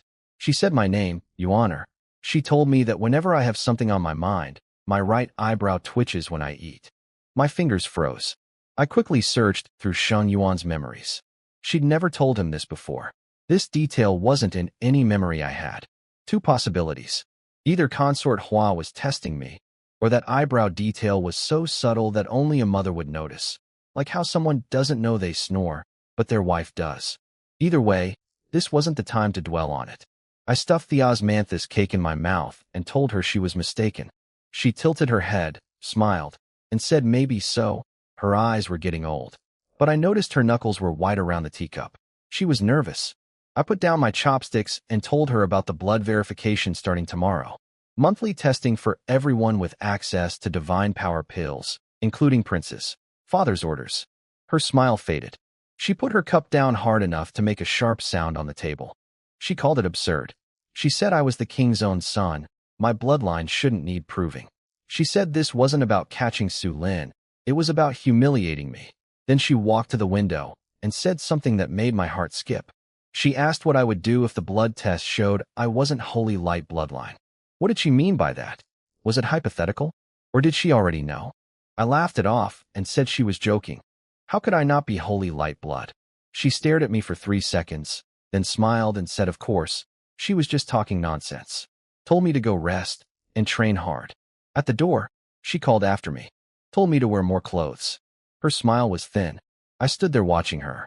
She looked small, fragile, like an unremarkable little flower sitting in the golden light. Her knuckles were still white on the teacup. Walking back with Uncle Zhong, he mentioned that Consort Hua hadn't been sleeping well lately. She'd sit by the window in the middle of the night, staring into nothing. He thought she had something heavy on her mind. Back in my room, I leaned against the door and stared at the ceiling. 2 things she said didn't add up. The eyebrow comment. That wasn't something from Sheng Yuan's old habits. She just noticed it recently. And the blood test question. She was hypothesizing something a prince's mother should never need to hypothesize. Did she already know I wasn't her son? If she knew, why hadn't she exposed me? Why hadn't she avenged her real child? She must need this fake son for something. Consort Hua wasn't as simple as I'd thought. But the bigger problem was tomorrow. The blood verification. I don't have Holy Light Star bloodline. My blood is from Blue Star. If I get tested, I'm exposed. The 9th prince identity, the god-level talent perks, 300 divine power pills per month, and the second layer of the Holy Light technique I still haven't obtained, all gone. Without that second layer, I can't break past level 110. I sent orders to all 1,000 clones. Find everything about the blood verification stone. How to fake it, how to bypass it, whether anyone has ever succeeded. The reports came back through the night, one after another. Can't fool it. The stone works on bloodline resonance. The founding ancestor's blood inside it reacts to matching blood. No match, no resonance. Someone tried a blood swap. Didn't work. Bloodline isn't blood, it's the root. You can't swap roots. A master once used a secret technique to fake bloodline. The verification stone exploded on contact. Person survived, but was instantly exposed. One old man said the only way was to switch bodies entirely. Switch bodies. I stared at those words. But all my clones were split from me. They all carry Blue Star blood. Even if I die and switch to another clone, same blood. I need to take over a real Holy Light person's body, but I don't have that kind of ability. My Eye of Rebirth reads memories. It doesn't hijack bodies. Tomorrow was the test. I couldn't produce Holy Light bloodline. If I'm exposed, everything collapses. I thought for a long time. Then I thought of one person. Consort Hua. Her question earlier, what if the blood test shows you're not Holy Light bloodline? She practically told me she knew. But she didn't expose me. She didn't try to avenge her real son. That meant she needed this fake son for something. Maybe I could come clean with her. Maybe she'd help me get through tomorrow's test. Just as I was thinking about going to find her, there was a soft knock at my door. Uncle Zhong's voice, barely above a whisper. Consort Hua is here. She came to me. I opened the door. She stood in the moonlight wearing a plain white dress, hair loose, face pale as paper. She was holding a small cloth bundle in her hand. I let her in. She sat down without a word and placed the bundle on the table. Uncle Zhong glanced at both of us, then quietly closed the door. The room was quiet. Moonlight on the floor. Consort Hua sat across from me, knuckles white on that little cloth bundle. She looked up at me and said 5 words. You are not Your Honor. No testing. No hints. Just straight out. I tried to brush it off. Told her she was joking. She told me to stop pretending. She said she knew I was Su Lin. I went quiet for 3 seconds, then asked when she figured it out. She said from the very first day I arrived at Holy Light Star from Origin Star. She knew her son was gone. She didn't know how I had his memories, but certain details and habits, things I probably didn't even notice myself, a mother who watched her child for 22 years could spot with her eyes closed. I had to hand it to her. I'd taken every single one of Sheng Yuan's memories with the eye of rebirth. I thought my disguise was perfect, but in front of a mother, it was full of holes. I asked why she didn't expose me. She didn't answer directly. She pushed the cloth bundle across the table and told me to open it. Inside was a jade pendant, fist-sized, jet black, smooth, with a red light pulsing at its center. She called it a blood-sealed jade pendant. It can temporarily seal a drop of someone's blood inside your body. Her father gave it to her. He'd gotten 2 from a special secret realm. Useless for most things, but it could help me pass tomorrow's blood test. I asked about her home planet. She stood and walked to the window. Her shadow stretched long across the floor. She told me her real name was Jiang Xuemin. She came from a tiny planet ranked 1372nd called Sangshua Star. Small, weak, no geniuses, no resources. They just farmed their herb fields and lived quietly. Then Holy Light Star came. They wanted a herb called Snow Heart Grass that could be refined into pills for level 190 cultivators. Sangshua Star paid tribute for 100 years. When the grass ran out and they couldn't deliver anymore, Holy Light Star accused them of hoarding. They sent a fleet, 100 warships, led by Elder Sheng Xian. The strongest person on her planet was only level 180. One day, that's all it took. Her planet was gone. Her father, mother, brother, her entire people, all dead. She wasn't there when it happened. She was visiting Holy Light Star. She heard the news that night at an inn and knelt on the floor crying until morning. The next morning she stopped crying. All she could think about was revenge. But she was weak, couldn't even beat a single palace guard. Then she heard that a daughter from a minor Holy Light family was being selected as a consort for the king. That girl didn't want palace life and was about to run. Consort Hua found her. They looked almost identical, at least 80% alike. She killed the girl, buried her in the mountains, put on her clothes, styled her hair the same way, and walked into the palace in her place. She'd been pretending for over 20 years. She'd wanted to kill the king herself, but realized she couldn't. He was too strong. Even if he stood still and let her try, she couldn't hurt him. Then she had Yuan. She hoped maybe her son could grow strong enough to overthrow Holy Light Star someday. If he never reached that level of strength, she'd die with that regret buried inside her. Then I appeared, disguised as her son, awakened a god-level talent. She said she should hate me, should want to tear me apart for killing her child. But I was also the only person who could avenge her. I sat on the edge of the bed holding the jade pendant. I said it plainly. She helps me pass the blood test. I help her get revenge. That's the deal. She seemed surprised I didn't hesitate. I told her there was nothing to hesitate about. She needed revenge. I needed to pass the test. We each get what we want. Besides, I was already planning to take down Holy Light Star anyway. Helping her was helping myself. Same road. She said I was blunt. I told her I'm always honest with partners. I asked how the pendant works. She explained. Seal 1 drop of holy light blood inside it. The blood flows to a spot in my body. When the verification stone tests me, I use that specific drop. As long as it's holy light bloodline, the stone lights up. I thought about it. I had Sheng Yuan's body in my soul storage. Time doesn't move inside the storage. Everything stays exactly as it was when I put it in. I asked if she wanted to see her son's body. Sadness flickered across her face for just a moment. Then she was calm again. She was someone who'd already survived the destruction of her entire world and the death of everyone she loved. She said no. This wasn't the right place. His most beautiful self would always live in her heart. I asked if she'd mind me using her son's blood. She was quiet for a few seconds. She said Yuaner was already dead. Nothing she did would bring him back. But if he knew his blood could help someone overthrow Holy Light Star, could avenge his grandfather, his grandmother, his uncle, his entire clan, he would agree. Before dawn, the palace bells started ringing. Not the usual 1 or 2 strikes, but non-stop, like waves crashing. The whole palace shook. I opened my eyes and looked at my chest where the blood-sealed jade pendant had been pressed all night. Still warm. 12 hours of sealed blood. Enough. Uncle Zhong told me the ceremony started in half an hour. All princes and princesses had to wait at the Grand Temple. I changed into the white ceremonial robe and headed out. The palace looked different today. Gold banners everywhere with Holy Light Star's sun symbol. Armed guards every 10 steps, standing like statues. Uncle Zhong said this was the first blood verification ceremony in Holy Light Star's history. Every elder, every minister, every noble family was here. Even the 3 grand ancestors who normally stayed in seclusion had come out. 3 grand ancestors. At least level 195 each. Plus father at 199, elder Xingxian at 193, and a whole crowd of 190 plus elders. If I got caught today, I'd be a turtle in a jar. Dying wasn't the problem. I have clones.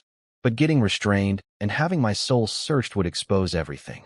And I still needed this identity to get the second layer of the Holy Light technique. The Grand Temple was the oldest building on Holy Light Star. Black stone walls covered in vein-like patterns.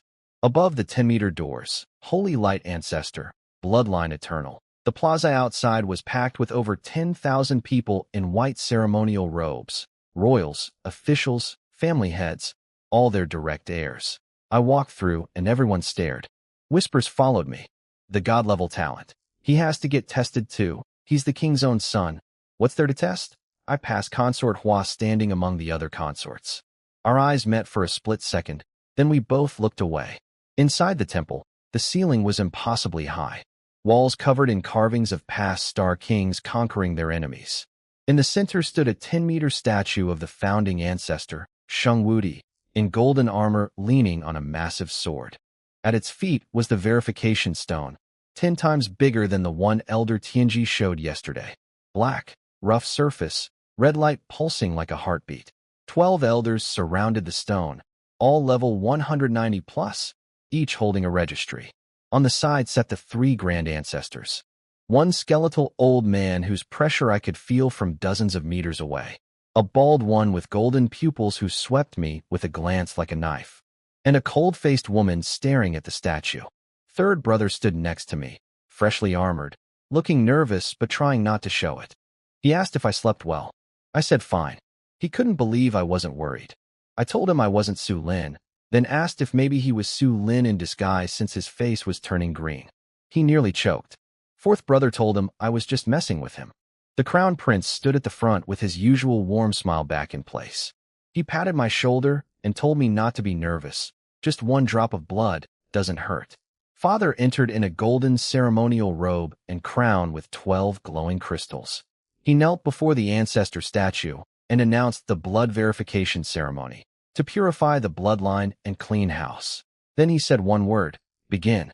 A golden bell on the ceiling started ringing by itself. The verification stone's red light grew brighter. Testing went by rank. Father first.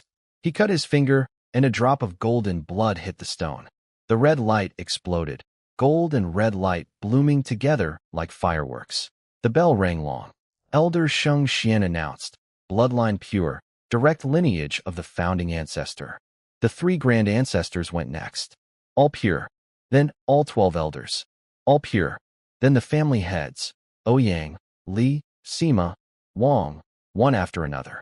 Drop blood, light explodes, bell rings, step down. I noticed something interesting. Not everyone walked up confidently. Some had shaking hands, trembling lips, and came back down with soaked backs. What were they afraid of? Afraid they weren't really holy light bloodline? Interesting. Then it was the prince's turn. The crown prince went first. Dropped blood, light exploded, pure. He stopped beside me on the way back and told me not to be nervous. Third brother went up with sweaty palms, wiping them on his clothes first. He squeezed his eyes shut like waiting for a verdict. Light exploded. He exhaled hard and told me it scared him to death. I asked what he was afraid of. He said he didn't know. Just what if he wasn't really holy light blood? 20-some years of life wasted. Fourth brother's hands shook so bad he needed 3 tries to draw blood.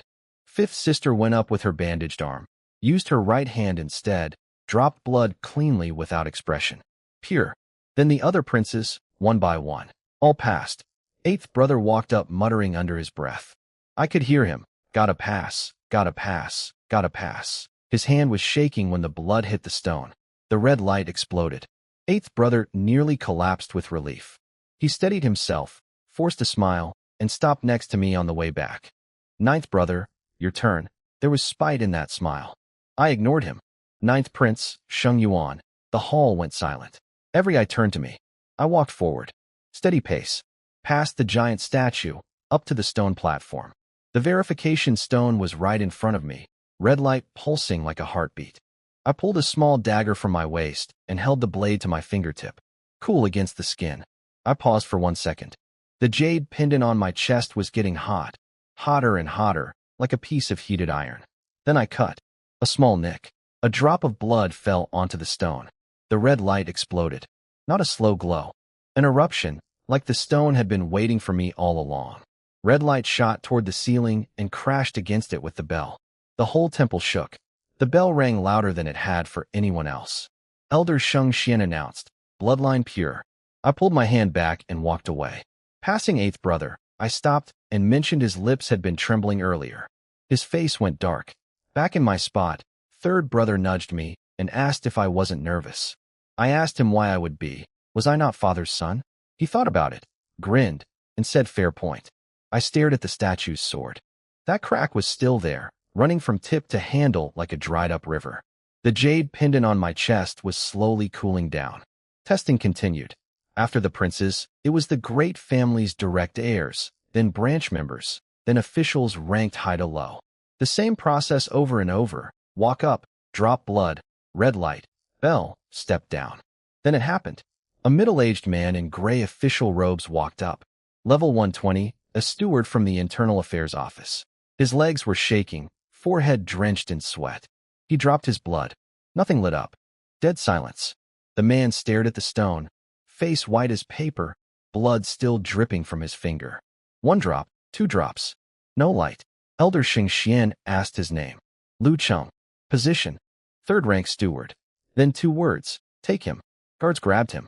He screamed that he wasn't a spy, wasn't Su Lin, had lived on Holy Light Star for 40 years. They dragged him away, his cries echoing down the corridor until they faded to nothing. I watched him go. He wasn't me. But who was he? A spy from another planet? Or a survivor like Consort Hua? Someone whose world was destroyed, who'd been hiding here ever since. They found 3 more throughout the day. A female official from the Grand Ancestry Office, a deputy from the Weapons Bureau, and a guard captain at the East Gate. The woman cried. The deputy cursed. The guard captain said nothing, then broke free from the guards at the door and smashed his head into a stone pillar. Blood sprayed 3 feet. Dead on the spot. The hall went quiet for a moment. Then Elder Sheng Xian's flat voice. Continue. From morning to noon to dusk. Over 10,000 people tested. For non-holy light bloodlines found. None connected to Su Lin. All were agents planted by other planets. Father ordered full investigations into who sent them. He knelt before the ancestor statue one final time and declared that Holy Light Star would tolerate no impurities. The bell rang, short, sharp, like a war drum. Then he dismissed everyone. I walked out with the crowd. At the temple entrance, Elder Tianji stopped me. He stood there with his hands in his sleeves, those old hawk eyes fixed on me for 3 full seconds. Then he nodded and walked away. What did those 3 seconds mean? Did he see something? Or was he just suspicious of everyone? I kept walking. Didn't matter. I passed today's test. The jade pendant had gone completely cold against my chest, hard and dead like an ordinary stone. 12 hours of sealed blood, half still remaining. Back in my room, I sat on the bed and looked at my hands. They were shaking. Not acting, actually shaking. Over 10,000 pairs of eyes watching me. 3 grand ancestors' pressure bearing down. The moment that blood hit the stone, my heart nearly stopped. But I made it through. The day after the blood ceremony, I sat by my window eating osmanthus cake, staring at the golden sky.